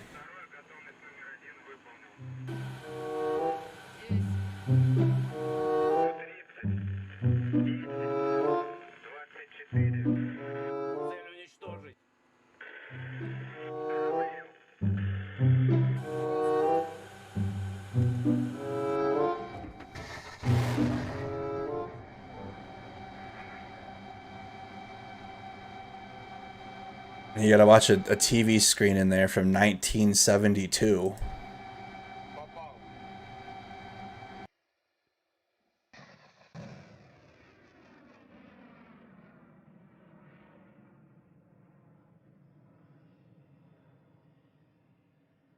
Wow. And that is that. I think that's all right. So just to round it out, let's check really quick one more time. So that is the update for Ukraine. Now let's just check one more time on Philadelphia and the situation going on there. If there's been any suspect taken into custody or anything. Police respond. Let's go here. Police officers wounded, masses scatter after shooting near Parkway concert. So just really to round it out quick here, get the update on the Philadelphia shooting that had occurred earlier in the night. Panicked crowds were left scattering after 2 police officers were shot near Philadelphia's Benjamin Franklin Parkway as thousands attended a 4th of July concert and fireworks show Monday night. One officer sustained a graze wound to the head and the other a gunshot wound to the right shoulder. Philadelphia Police Department Commissioner Danielle Outlaw said just after midnight Tuesday, both were treated and released from Thomas Jefferson's University Hospital, she said. A photo supplied to the NBC 10, John McNesby, president of the Fraternal Order of Police Lodge No. 5 Union, showed a bullet lodged into an officer's cap. Inside the cap was a memorial card for a Philadelphia police chaplain who recently died. I think I got something from Discord on that. One Philadelphia police officer was hit and his hat stopped the bullet. Let's get the information on that. One is a shoulder injury, and he said the other one was a graze wound technically, but the bullet actually lodged in the hat. And I know you guys are working to turn it around. John gave us this picture, if we can see that. I mean, literally, it's a... Dang. It did. Wow. Bullet wedged into the hats. Exactly. That's our reaction as we're standing here watching this too. As you guys mentioned, I think you said one is a shoulder injury, and he said, wow, shoulder injury, and then that officer is saved from his hat. The bullet stopped from penetrating all the way through into his head. Incredible. It's miraculous the fact the round stopped in his hat. The officer grazed in his head at a 36-year-old PPD highway patrol officer, and the other is a 44-year-old Montgomery County Sheriff's deputy. The commissioner said both were part of the security detail for the festival. The gunman was not immediately arrested. It was unclear if the officers were targeted or if they were struck during celebratory gunfire amid 4th of July festivities. The good news is that both officers have since been treated and released, and what really could have been a chaotic scene or catastrophic scene today wasn't. Gunfire broke out around 9:47 p.m. near the Philadelphia Museum of Art on the final day of the Wawa Welcome America Festival, as throngs of people watched fireworks shows following a concert headlined by Jason Derulo in the Parkway. Wow. Mayor Jim Kennedy lamented what he said was people's easy access to guns. He laid the blame on the Republican-controlled state legislature, which prevents Philadelphia from enacting stricter gun control measures, as well as the U.S. Congress, which only recently was able to pass some moderate control laws following a spate of mass shootings throughout the country. He also criticized the gun culture in the United States. We are the most armed country in the world. We are the most armed country in the world history, and we're one of the least safest. So until Americans decide that they want to give up the guns and give up the opportunity to get guns, we're going to have this problem. The Philadelphia Police Department instructed those looking to reunite with loved ones to meet at the 1901 Vine Street in front of the Free Library of Philadelphia. Anyone else was asked to stay away. The center closed at 1 a.m., so that would have been 27 minutes ago. Around 11 p.m., police officers could be seen scouring an area from near 19th Street and the Parkway up to Eakins Oval, a search that was not immediately fruitful. Various people sought shelter at the Parktown Apartments, which are just off of the Parkway. They asked residents to, quote, stay calm during police activity, quote, on site throughout the community. All towers of the complex were on lockdown until we have further information available. Residents were later allowed back in. Police officers at the complex told NBC 10 producer that their search ended up having nothing to do with the shooting.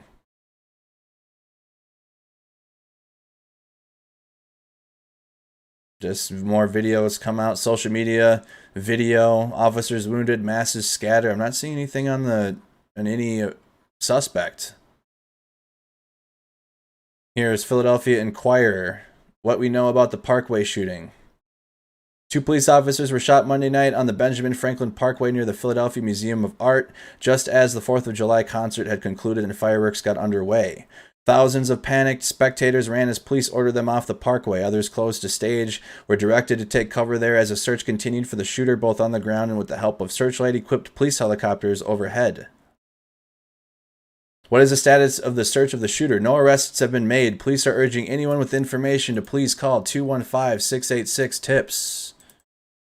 So if you have any information, if you live in the area, we do have viewers from Philadelphia. This is where you need to call if you get any information. Take a screenshot or on the live feed if you need to remember that number. What is the status of the search? No arrests have been made at this time. Police are urging anyone with information, including video, to call 215-686-TIPS. That is 215-686-TIPS. Was the shooting of the officers intentional? We don't know if this was a ricochet from celebratory gunfire or whether this was intentional. What did Mayor Jim Kennedy say? This is a gun country. Until Americans decide they want to give up the guns, we're going to continue to have this problem. What had been going on in the Parkway? The Wawa Welcome America party on the Parkway, returning for the first time since COVID-19, included amusements, dozens of food trucks, games of chants, live music, and street performers throughout the day. Monday evening featured a concert by Ava Max, Jason Derulo, and Tori Kelly, followed by fireworks that filled the sky over the art museum. So that is what happened in Philadelphia. The suspects are still at large. And then here's video of it if you haven't seen it.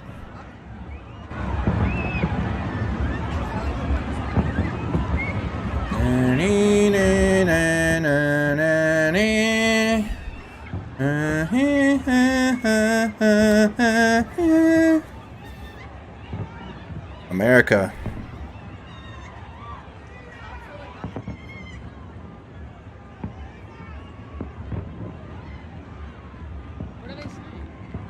All right, so this was in Philadelphia and the people scattering as the fireworks are going off.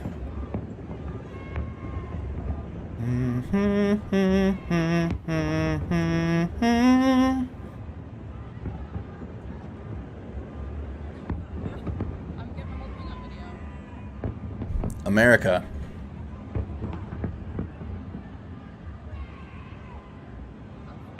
What are they saying? The whole parkway just completely cleared. All right, y'all. I think that's going to wrap it up. That's the update in Philadelphia. I don't really have much more at this time. We'll provide further tomorrow. All right, we'll have more information on the 2 mass shootings today on July 4th, as well as the Ukraine war update will continue as it always has. All right. Thank you guys again so much for tuning in. Please hit that like button. Make sure you're subscribed to the channel and you're following the page for all Ukraine war and just in general independent news updates, breaking news, current happenings going on in the world, especially the United States. I'm an independent journalist. Usually I get out there myself. I haven't lately. I've been sitting here at home covering the news behind the computer. Kind of, I guess I'm just in a way getting ready for the next election cycle because I'll be out there wearing that. Where is it? There it is. Wearing that thing. Likely in the next year or so you'll see me, but right now I'm just covering the current events here from home and continuing doing the thing. But I also get out there myself as much as I can. Please, again, consider supporting on Facebook by becoming a subscriber of the Facebook page. Consider becoming a member of the YouTube channel. Shout out to our amazing member community. Thank you so much for all the super chats, the super stickers. This has been your update on July 5th, 2022, day 131 of the war in Ukraine. Really quick, also, before I go, if you want more from me tonight, if you want more stream, if you're like, you know what, I just can't sleep. I want to hang out with Mercado and his community. I got y'all. I'm going to be live right after this stream playing some Call of Duty. I was going to play our Metal Gear playthrough, but it's a little late now. It's already 12:30. But I'm going to be streaming some Call of Duty Warzone. If you're really good at Warzone and you want to get some W's tonight, If you want to squad up and play and just talk about the current events going on in the chat, or I'll talk about it while I'm streaming, I'll be streaming some Warzone after this stream, all right? I'll share the link to this in the chat right here on YouTube and Facebook, but if you just hang out in the YouTube stream, I will redirect you into this live feed, and that's gonna go right after this stream is over with. And you can find all entertainment style streams, gaming streams, vlogs, just like less news content, more entertainment on Snack Squad TV, including supporting our Snack Squad softball team. All right, so go subscribe to the Snack Squad TV YouTube channel for more. That's it, you guys. Thank you guys so much for tuning in. Hope you guys have a wonderful night, and before we go, have a safe Independence Day or Independence Night, July 4th, if you're still out celebrating or what have you. It's already Tuesday, but if you're still out, be safe. Mass shootings happened today in the United States, so get home safe. And before we go, one final video from a country still fighting for the independence to a country that seemingly forgot what it's taken to receive ours. Have a good night, everybody.